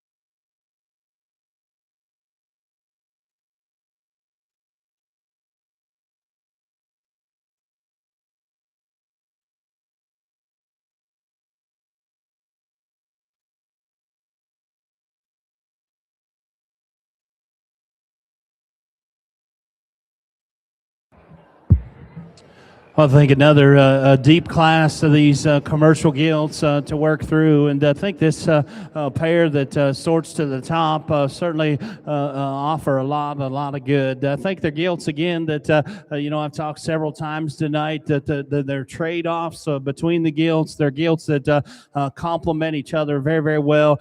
But the young lady's white hind-legged gilt here, I think, is just the epitome of structural integrity. Shoulder set and angle, looseness out of her front end. Then you study the way that gilt's shaped to her hock from the side view profile. Step right in behind her and watch her go directly away from you. The squareness to her dew claws. She plants and goes with authority. She shows you the entire bottom of her rear foot as she goes directly away from you. Yet she's still big-chested. She's still good-looking. She's still got shape and muscle. If you want to get nitpicky on her, I'd moderate her just a bit in terms of length of body, but I think her build, her comfort level, and just skeleton, again, are incredibly good. That's a nice gilt to go ahead and win this particular drive. The gilt that comes in two comes with more horsepower in the base of her chest. She's a stouter featured kind of gilt, particularly about her forearm, and then she's a gilt that when I step off to the side of her, she literally runs uphill and does it still with the right kind of set and angulation to her shoulder and front knee. I get right in behind her. She's just not as secure in terms of her hip hock and rear leg assembly as what the gilt directly ahead of her is, but that's a good gilt. I like that pair right there. A great deal to go ahead and be 1 and 2 in an ultra competitive class. The gilt that comes next, the gilt that's got the folded ear here, is a gilt that I love in terms of just her shape and muscularity up high. She's as ditched out and just grooved up in terms of her back back shape as any. I'd like to soften her just through her ham-loin junction there, and then just deepen her in her heart and her mid-body, and then just another gilt that in comparison to the two ahead of her, she just doesn't use her rear leg with the same kind of athleticism. That's getting really critical on a nice gilt to go ahead and be 3. Young lady that comes in 4, one that's presented incredibly well in terms of skin and hair and hydration. She's got a great big back working in her. They've done an awesome job from that standpoint. Of the initial 4 gilts, I read her to be the plainest from her shoulder blade forward. She gets a little more refined about her jaw and just her feature up front. I'd like to lengthen her out of her hip just a fraction behind. But again, that's a gilt that you certainly like a lot of things about. The white, the stout white one comes next. Got extra hair and extra feature. Certainly like those things about that particular gilt. I got to give her more edge and just more shape up high. I've just got to give her more groove working down her top. But certainly one, again, that I like in terms of the extra feature and bone she brings to the table. Young lady that comes next, gilt maybe kind of gave her fits right off the bat. But when she does get that gilt's head up and everything comes together, that gilt's got an absolutely beautiful look up front. I've got to just lengthen her out of her hip and rump and make her go with more athleticism out of her rear skeleton today. Gilt that comes next needs more shape and muscle, and we just got to tweak the gilts in 9 and 10 just from a structure integrity standpoint, just a fraction here today. Another excellent class, so let's put our hands together, show those exhibitors our appreciation as they head back.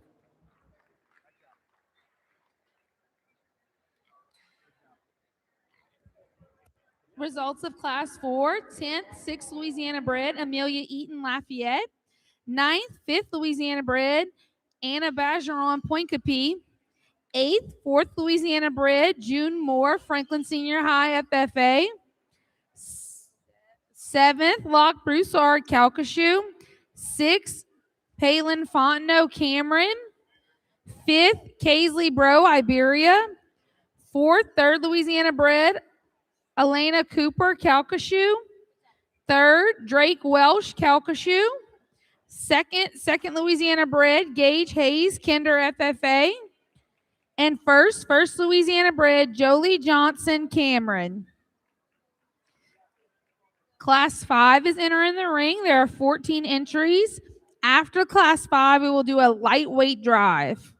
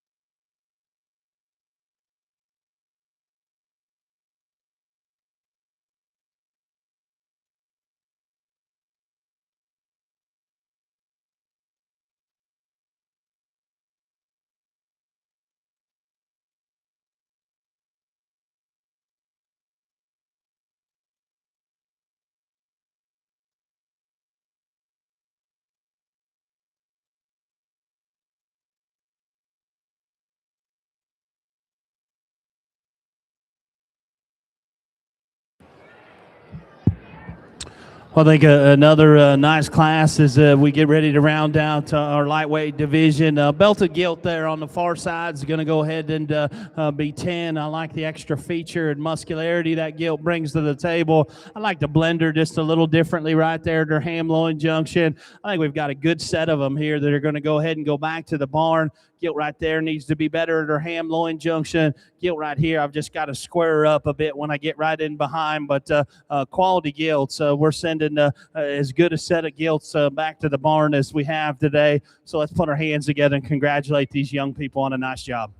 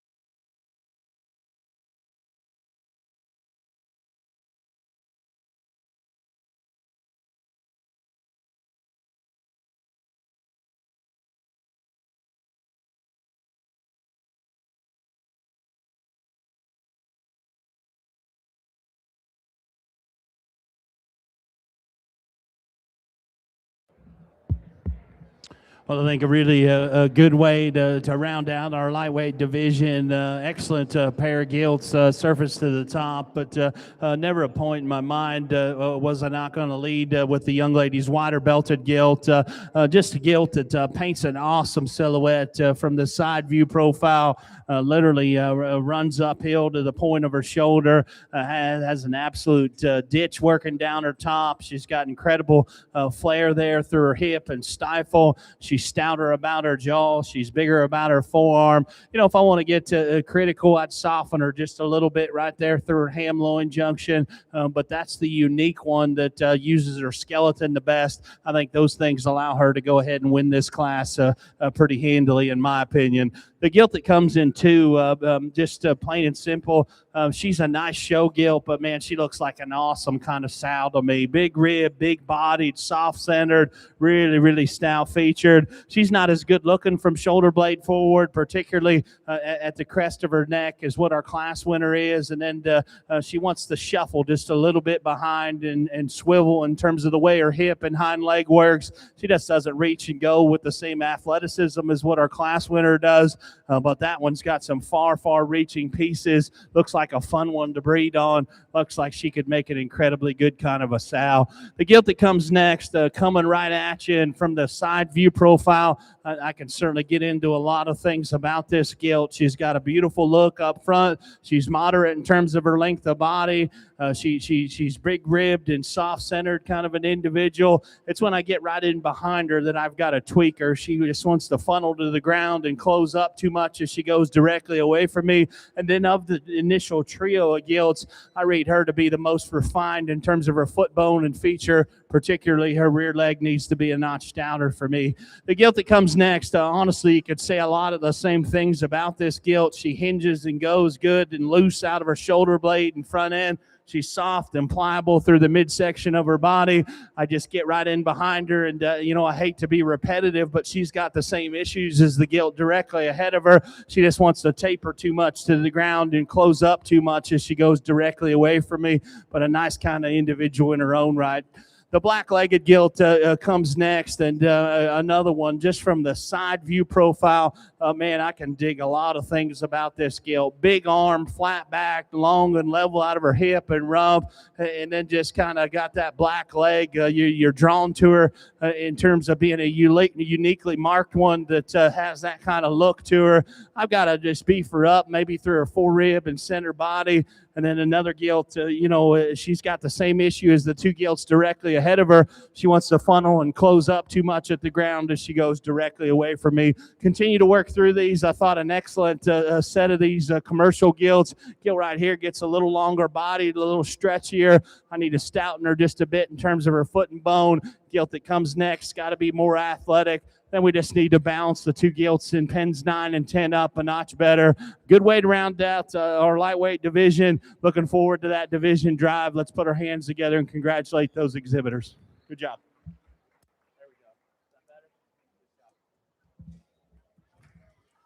Results of Class 5, 10th, 8th Louisiana bred, Remy Miller, Allen. 9th, 7th Louisiana bred, Reagan Hotard, St. James. 8th, 6th Louisiana bred, Ryder Patton, Lincoln. 7th, 5th Louisiana bred, Peyton Gravois, St. James. 6th, 4th Louisiana bred, Kyla Danos, Lafourche.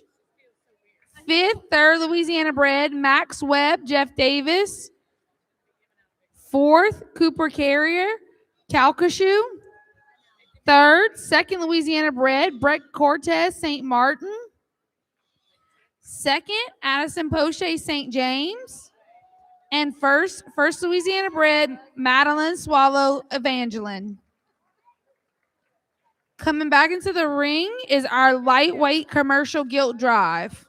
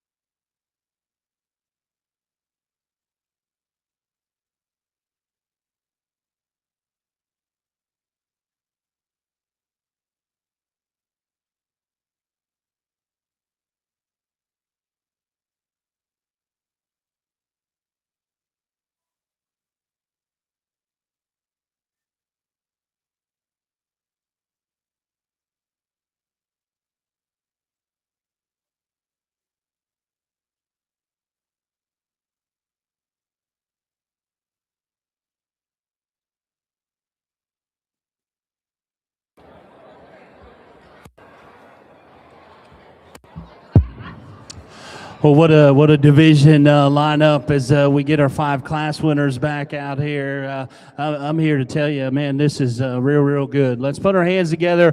Congratulate these 5 young people. Excellent set of these commercial guilds. You know, it for me comes down to a pair of them. One of them right here, both of them right here in front of me. The darker pigmented, really well presented kind of gilts.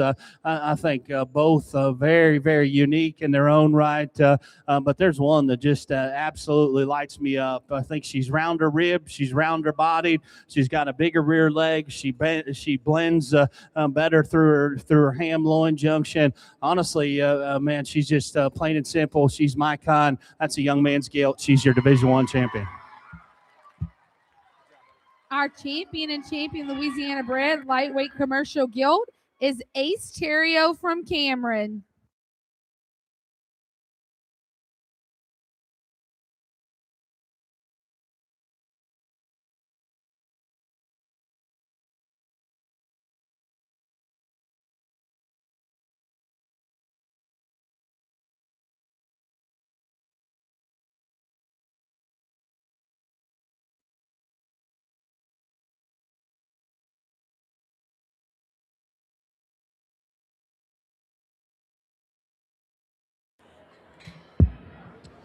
Young ladies, second place gilt comes out here, and man, I'm going to say it again that I think these gilts are good. I let the cat out of the bag. There's another one out here that suits me extremely well. Just kind of ran into a stud horse there, in my opinion, but this one's real good too. She's right here in front of me. Congratulations to her.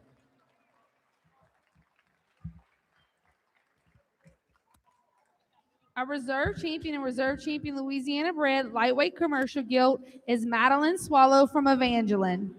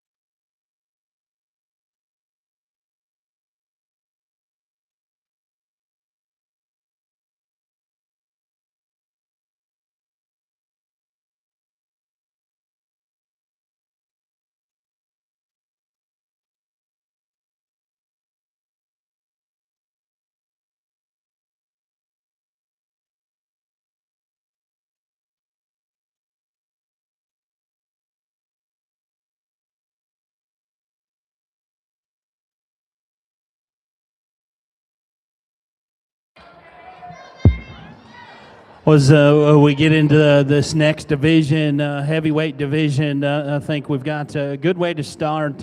Young lady's calico color or black and white gilt there surfaces to the top and does so pretty handily, in my opinion. You get off to the side view of this particular gilt and stand at a distance. She paints a killer picture from the side view profile, head and neck, and the way it attaches to the top of her blade and through the base of her chest, I think is incredibly good. She's really, really heavy boned, and I think for you could say that she's on the edge, just a shade behind, but just her utilization of her rear skeleton, her range of motion, the way she pulls her hock behind her tail head, go ahead and give her the decided advantage over the belted gilt that comes in second. Really nice job by that young lady. The gilt that comes in two presented incredibly well in terms of just skin and hair and hydration. Extra stout featured gilt about her head and her arm. She's good in terms of just the softness to the center portion of her body. She's a little steeper out of her rump, and as a result, just doesn't use her rear skeleton with the same kind of comfort level and athleticism as the spotted gilt directly ahead of her. Young lady that comes out of pen 4 there, another one that's presented incredibly well in terms of skin and hair. My compliments to that young lady and her crew. From that standpoint, you can tell that they put the time in at home to get one that good from a skin and hair perspective. Takes her a little while to kind of get this gilt fit together, but when she gets her head up and gets her going, that gilt's got a good look up front. She's got good shape and muscularity. Of the initial trio, I read her to be the frailest in terms of foot bone and feature. I'd like to see her use her rear leg and rear skeleton with just a notch more comfort level and just range of motion behind. Nice job to her. Blue gilt that comes next is certainly one that, man, she's tough built and durable built, really, really heavy structured and rugged. She just doesn't have the same kind of look and presence about her head and neck as the 3 gilts ahead of her. And then she just kind of wants to shuffle out of her hip and rear skeleton there, but certainly look like one that brings some breeding value to the table in terms of just stoutness, the feature, and ruggedness. The white gilt that comes next, really sharp looking, shapely gilt that's got tremendous edge and shape up high. She gets a little more upright in terms of the angle to her blade. She gets a little harsher and drier through her center body and ham loin. Then I've just got to loosen her a bit behind, but young lady stuck with it, continued to work her way up. My compliments to her. Neat looking kind of gilt comes next. Looks like one that you could swing for the fences and breed to make one. Stout featured, great big forearm, great big rear leg. She just gets too uncoordinated in terms of the way she wants to use her rear skeleton, and I've got to freshen her up just a bit in terms of shape and muscle up high.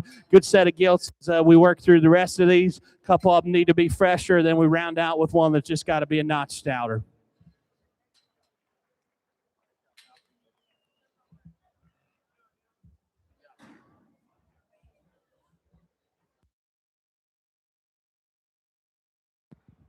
Results of Class 6, 10th, 8th Louisiana bred, Drew Coleman, Calcasieu. 9th, 7th Louisiana bred, Reese Bourne, Lafouche. 8th, 6th Louisiana bred, Scott Brogan, Sanawa High School. 7th, 5th Louisiana bred, Emma Claire Latchley, Iberia. 6th, 4th Louisiana bred, Denver Lacombe, Calcasieu.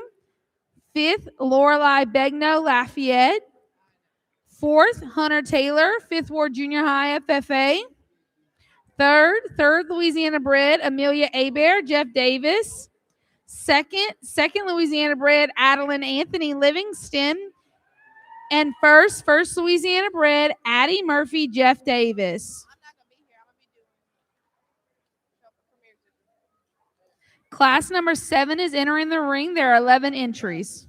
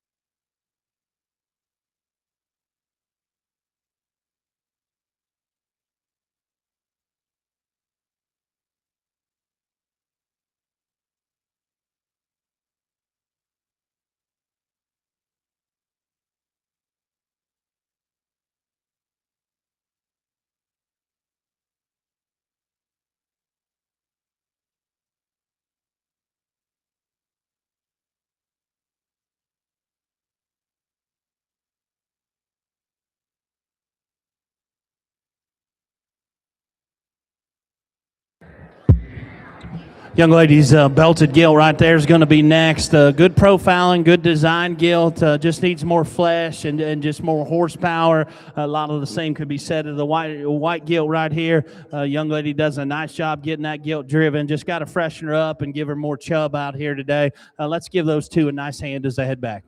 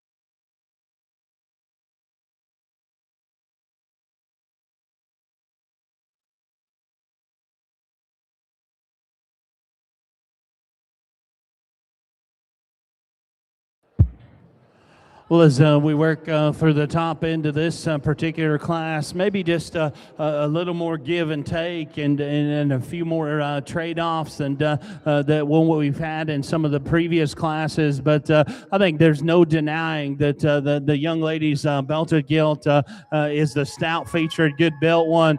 Study that gilt, the width between her eyes, the shape to her jawbone. She's got an incredibly big arm working in her. And then I think of the initial trio of gilts that I spent the most time studying. You get right in behind her, and there's no doubt in my mind she's the most secure as we study her from her hip hock to ground. Her rear foot hits the ground square. She plants and drives and just goes with more authority, and couple that with the fact that she's the stoutest one, that allows her to go ahead and win this particular class. This blue gilt that comes in two, when this young lady gets that gilt's head popped up in the air like that, she gives you just an absolute beautiful look from the side view profile. That's a gilt that runs uphill. She's tremendously good in terms of just the softness and shape to her forerib and the center portion of her body. She's got great shape and muscle up high. She's got big leg hairs, but I think it's important as we chase this hair thing, we've got to be able to see through that. I think underneath that hair, she needs to be stouter. I think she's considerably frailer than the gilt directly ahead of her. And then when I study her just in terms of her shape to her hock going to the ground, I've got to square her up just a fraction. But that one gives you just an absolutely a wild look from the side view profile. Young lady does an awesome job driving that one out here. The red-headed gilt that comes next, really bold-chested, big-armed, three-dimensional kind of a show gilt. She's so big-ribbed and big-bodied that it maybe works to her disadvantage just a little bit. I'd take take just a little physical feel out of her. I think she would balance a notch better from the side view profile. And then of the initial trio, I think when I get right in behind her and watch her go directly away from me, I've got to square from her hock to the ground, make her rear foot hit the ground with more squareness and authority. But that view coming right at you there is ultra impressive. That's a whale of a good gilt to go ahead and be in 3. My compliments to her on a job well done. Fresh, well presented, really shapely kind of gilt comes next. I like her extra bone feature and stoutness. Just plain and simple, she's got to be more athletic. She's got to be looser hinged out of her hip and rear leg as she goes across the surface out here today. Young lady comes next, has drove us a good set of these pigs tonight. That's a heavy bone, durable kind of gilt. She sits too low at the point of her shoulder, just doesn't allow her to balance up as well as the gilts ahead of her. Good design, good built, blue-eyed gilt. She needs more rib and body and just needs to be more three-dimensional, but certainly a nice gilt just in terms of her skeleton. And then we round out with a trio of gilts here that maybe just past prime, gilts that their show career maybe stretched a little long. They just don't look as fresh. They just don't look as proportional as the gilts directly ahead of them, but still good stock in their own right. My compliments to them as they head back.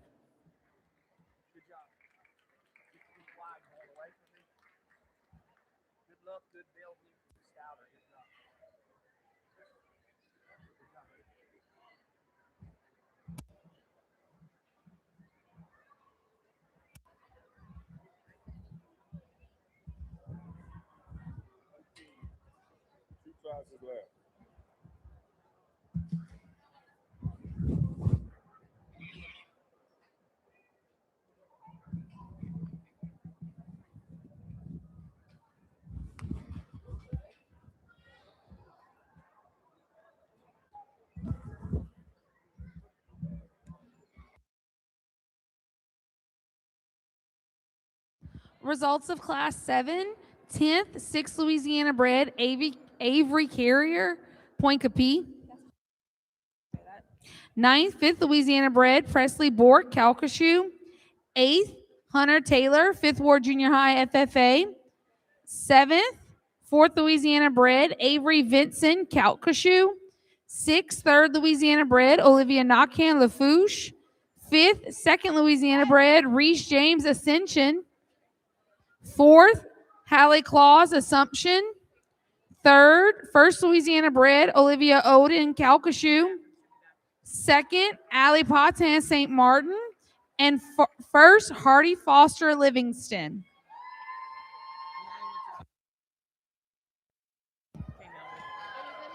Class 8 is entering the ring. There are 13 entries.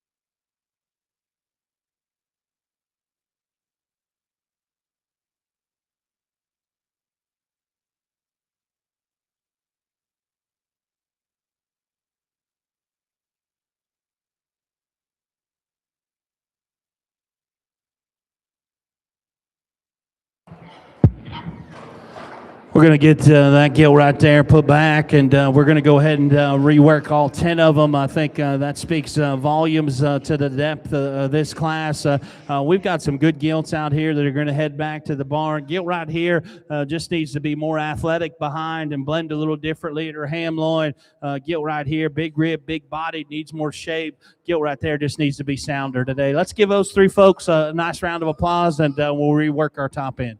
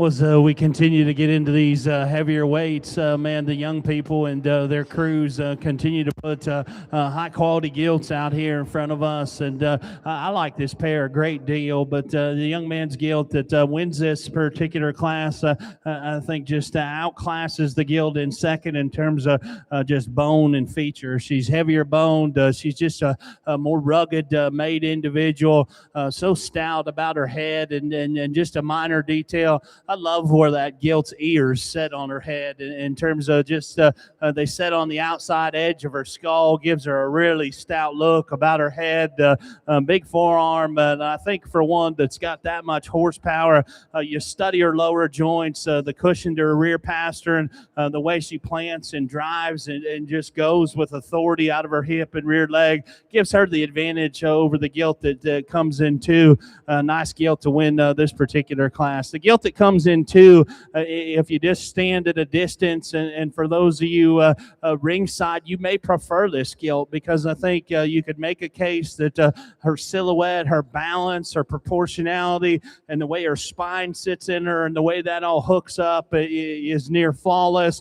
She falls out for me in relation to our class winner. When you get right on top of her, there's simply just not as much gilt there. There's not as much horsepower.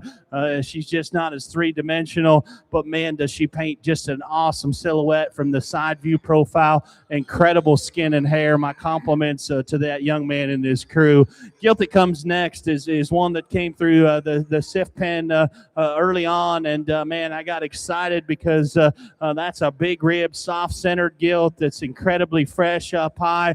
The longer we ask this individual to drive of the initial trio, she becomes the tightest hinged off of both ends of her skeleton. I think she's the plainest in terms of her look and presence from shoulder blade forward, but that is a stout, wide constructed animal. Really, really stout featured one comes next. Jawbone, forearm, shape, and muscles all spot on. This gilt just never gets real comfortable in terms of her rear skeleton. She wants to knuckle up on her rear pastern and just swivel a bit out of her hip and rear leg. I've got to make her go with more comfort and authority out here, but certainly admire her from a stoutness and freshness perspective. She does all those things incredibly well. Another stout, brood sow looking kind of a gilt comes next.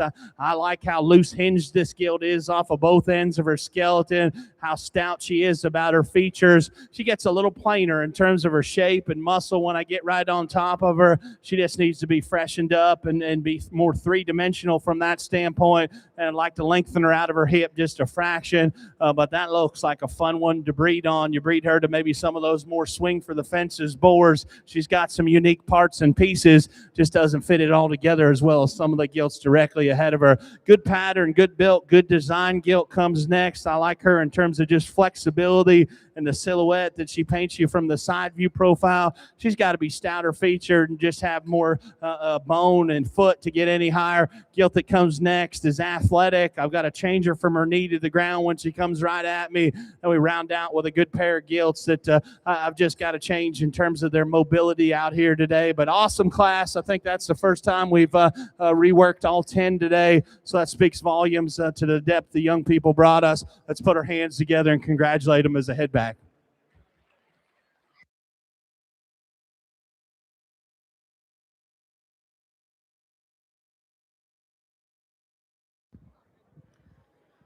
Results of Class 8, 10th, 7th Louisiana bred, Chandler Email, St. James. 9th, 6th Louisiana bred, Luke LeBlanc, St. James. 8th, 5th Louisiana bred, Jolie Johnson, Cameron. 7th, 4th Louisiana bred, Christopher Spicer, Sulphur FFA. 6th, Emma LeVay, St. James. 5th, 3rd Louisiana bred, Brendel Olson, Calcasieu. 4th, 2nd Louisiana bred, Hud Cox, Jennings FFA. 3rd, Ethan Foray, St. James. 2nd, 1st Louisiana bred, Abel Delcom, Cameron. And 1st place, Case Meir, Lacassine FFA. Class number 9 is coming into the ring. There are 10 entries.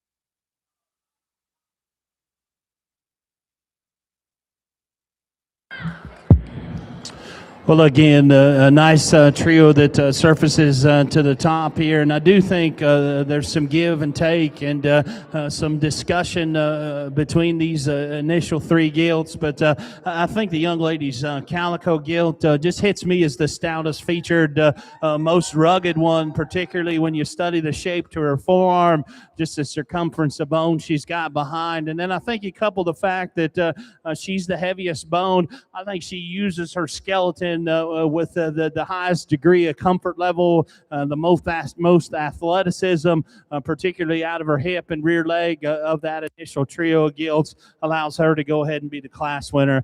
The white belted gilt that comes in too, man, incredible skin and hair. That gilt is absolutely dialed in from that standpoint. I like the stoutness to her head and the raw shape that she's got up high. She's got tremendous flair through her hip and stifle. I just this gilt, when I get off to the side of her, she's a little higher and tighter in terms of her spine. I'd like to mash it down in her and just loosen her off of both ends of her skeleton, but certainly an eye-appealing, shapely kind of a commercial gilt that you're drawn to from that standpoint. Again, presented to a T in terms of skin and hair. Young man that comes out of pen 4 there comes with just an absolutely wild-looking one in terms of extension about her head and neck. She's got a great big chest when she drives right at me.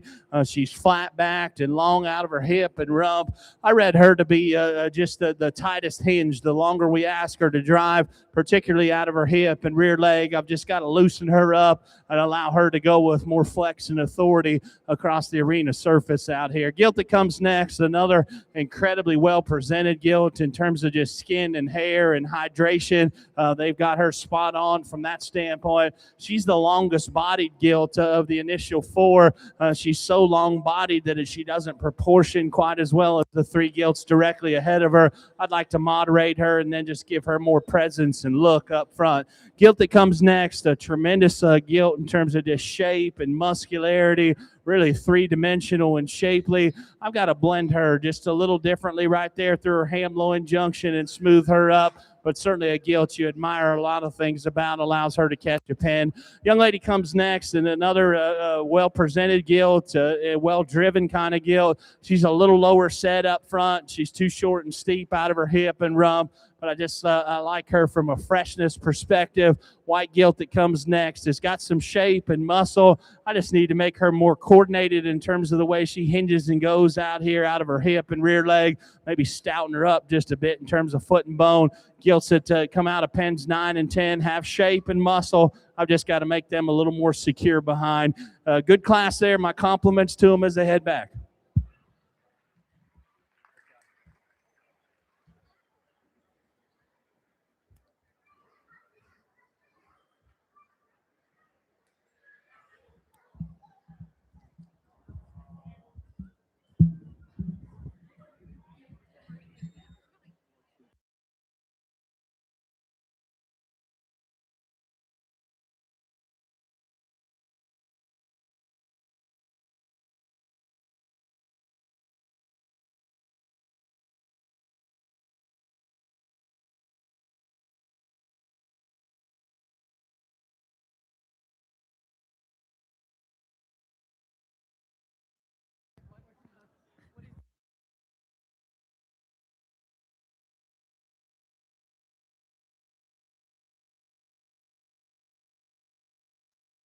Results of Class 9, 10th place, Landon Davis, Lafayette.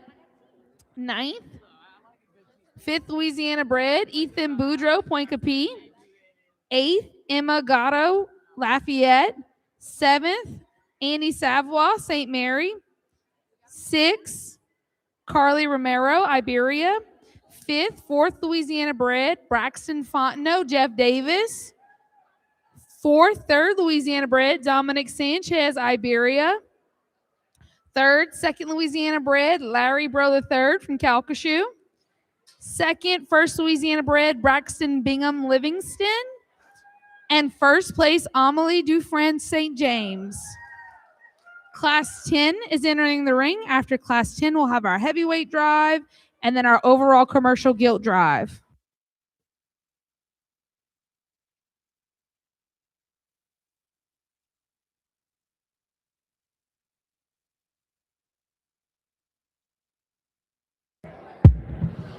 Well, I think we've got a good way to round out here in our heavyweight division. And I think within this trio, just freshness, look, and presence allow the belted gilt to surface to the top. She's going to be your class winner. I think she just trumps the other two gilts from that perspective. She's the best looking. She's the biggest backed and still stays relatively comfortable out here. I think hind leg structure and just rear skeleton utilization allow the blue gilt to go ahead and come in second. She's cleaner about her hock joint. She's just more secure in terms of the way she plants and drives as she goes directly away from me. Calico gilt that rounds out the top three here. A good-looking gilt from the side view profile that still has some shape and muscle. I've just got to clean her up about her hock joint when I get right in behind her. Excellent way to round out our heavyweight division. Congratulations to those three.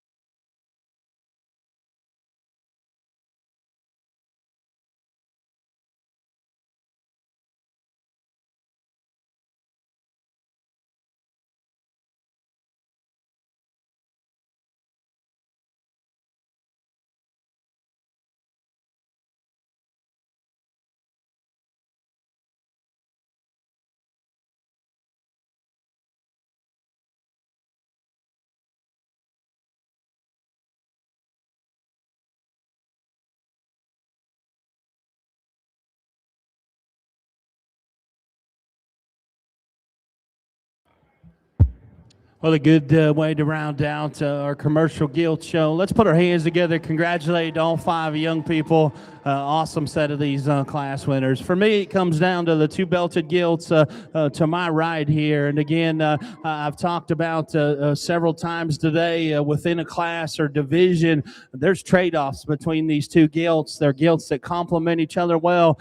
There's one that's stouter featured. There's one that's just better built, looser hinged, and again, so I think there's trade-offs. I think, as we've done all day, we're going to build them right first. And I think the one that's just the best skeleton, particularly the way her rear foot and rear skeleton assembly works, I think is near flawless. You get on top of her, man, she's so shapely. I'd like to stouten her about her jaw, and I think that's what makes it close because the other gilt is so stout about her jaw. But again, plain and simple, I think the best skeleton one, and then pow on the extras. That's a young man's gilt. She's your champion heavy. Our heavyweight commercial gilt champion is Case Meir, Lacassine FFA.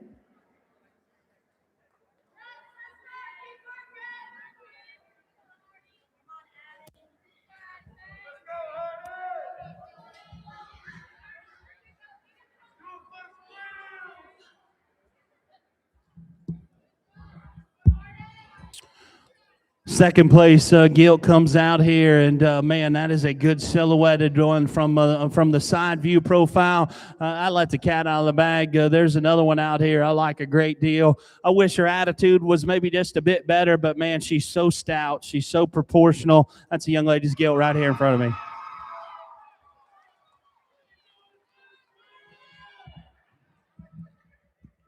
Our reserve champion heavyweight commercial gilt is Hardy Foster from Livingston.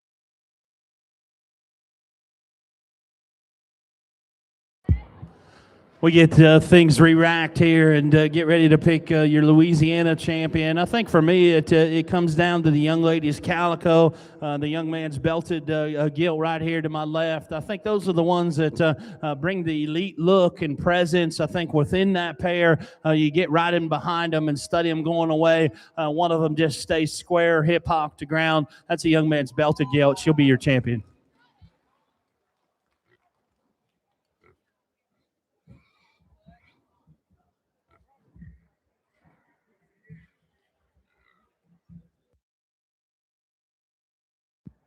Our champion Louisiana bred heavyweight commercial gilt is Abel Delcom from Cameron.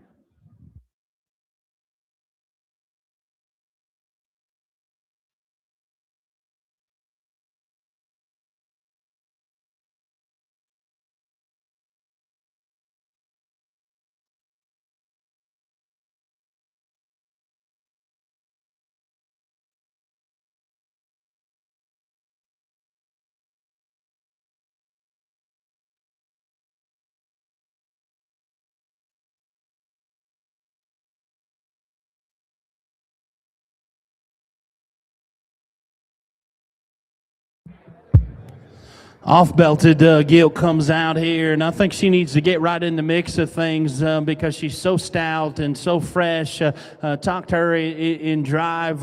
Man, I'd sure like to give her a little more cushion to her rear pastern and just let her rear skeleton go with just more flex and authority. I think that's where the Calico Gilt has a distinct advantage. She's your reserve.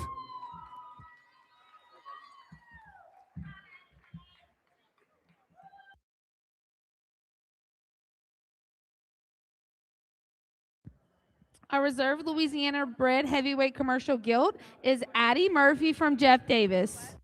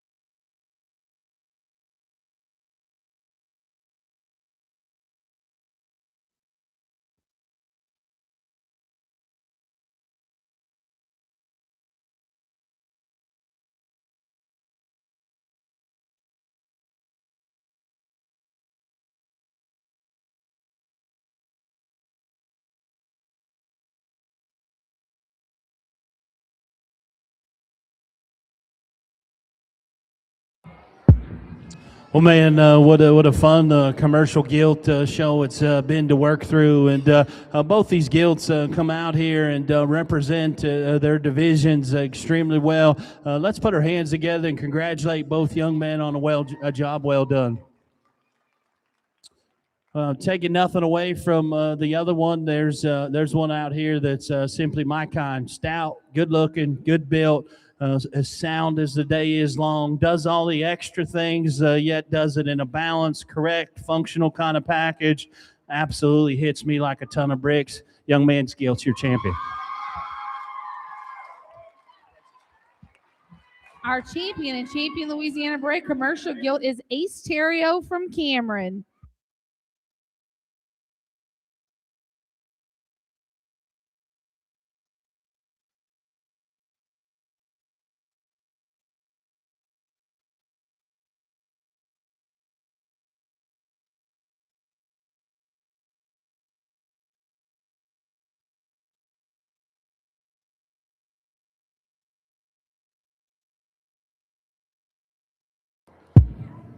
Well, we bring that reserve lightweight out here, and man, I thought both divisions were good. I thought that champion one I saw early in the day hit me incredibly hard, and man, there's another one out here that again, just plain and simple, my kind, good looking, stout featured, good built, functional. Again, I think an incredibly good pair. They happen to both come out of the same division. Congratulations to the young lady on your reserve commercial.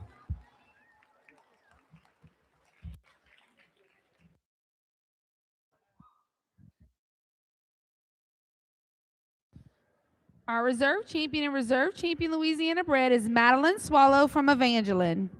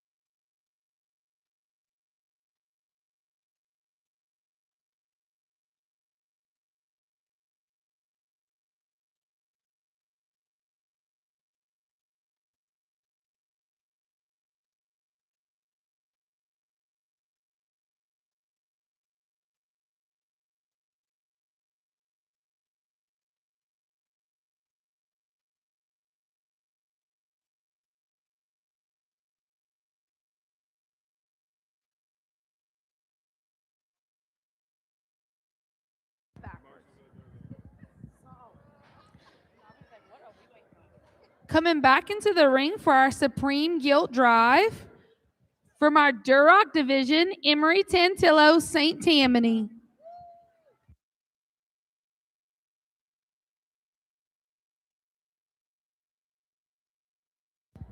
From our Hampshire division, Addison Poche St. James.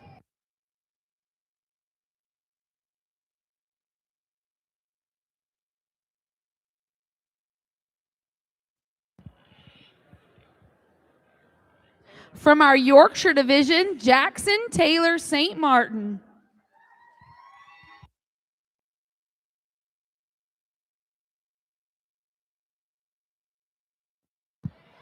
From our Berkshire division, Leah Johnson St. James.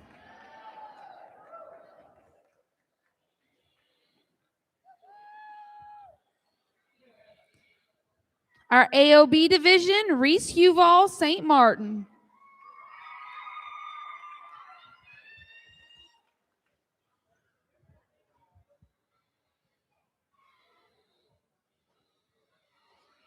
And from our commercial gilts, Ace Terrio Cameron.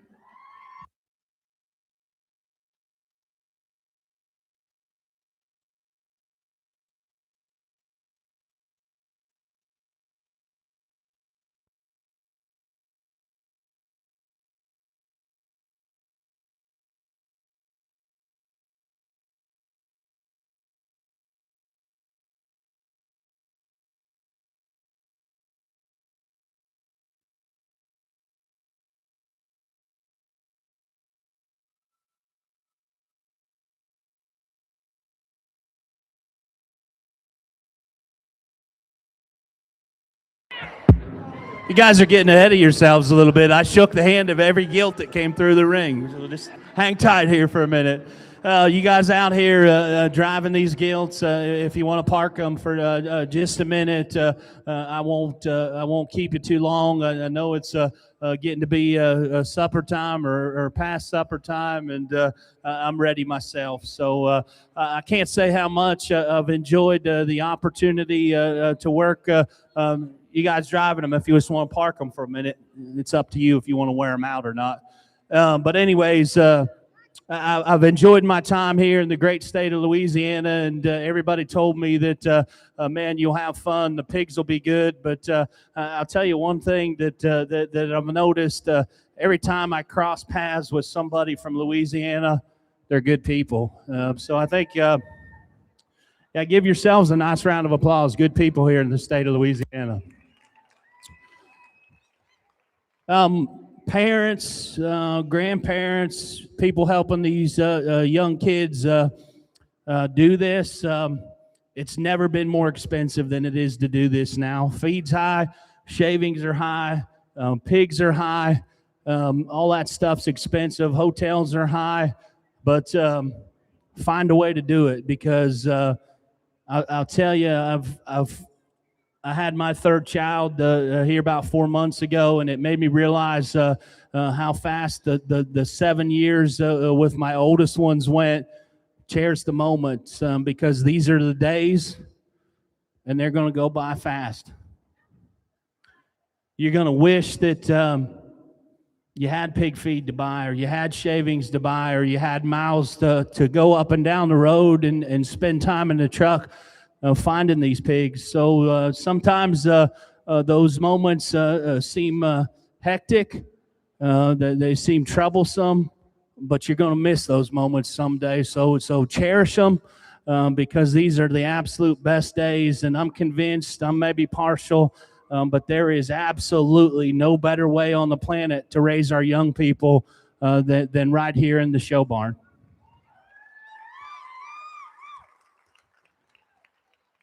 It's not the barn or the pigs that make it so special to raise our young people here. It's the people you cross paths with in the livestock industry. The people in this barn, they'll be your friends for a lifetime. My best friends at home are the guys that I grew up in 4-H with, and we've all, a lot of them have went on and done different things. But you know, when I need something, those are one of the guys that I call. They're always there for me. So continue to provide opportunity for young people to do this. If you're new to this and getting into it, don't make excuses. There's more opportunities, more resources now than there's ever been. There's feed companies you can send videos to. There's people that can help you find pigs. And I promise you, the high dollar ones don't always win.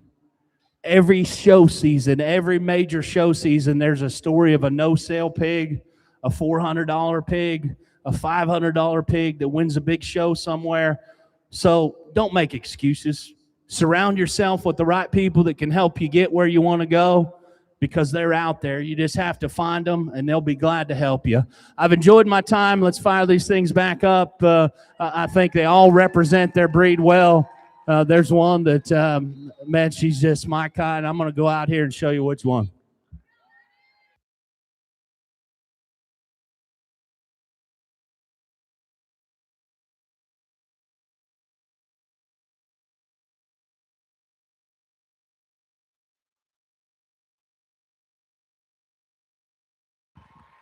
Your Supreme Guild is Ace Terrio from Cameron.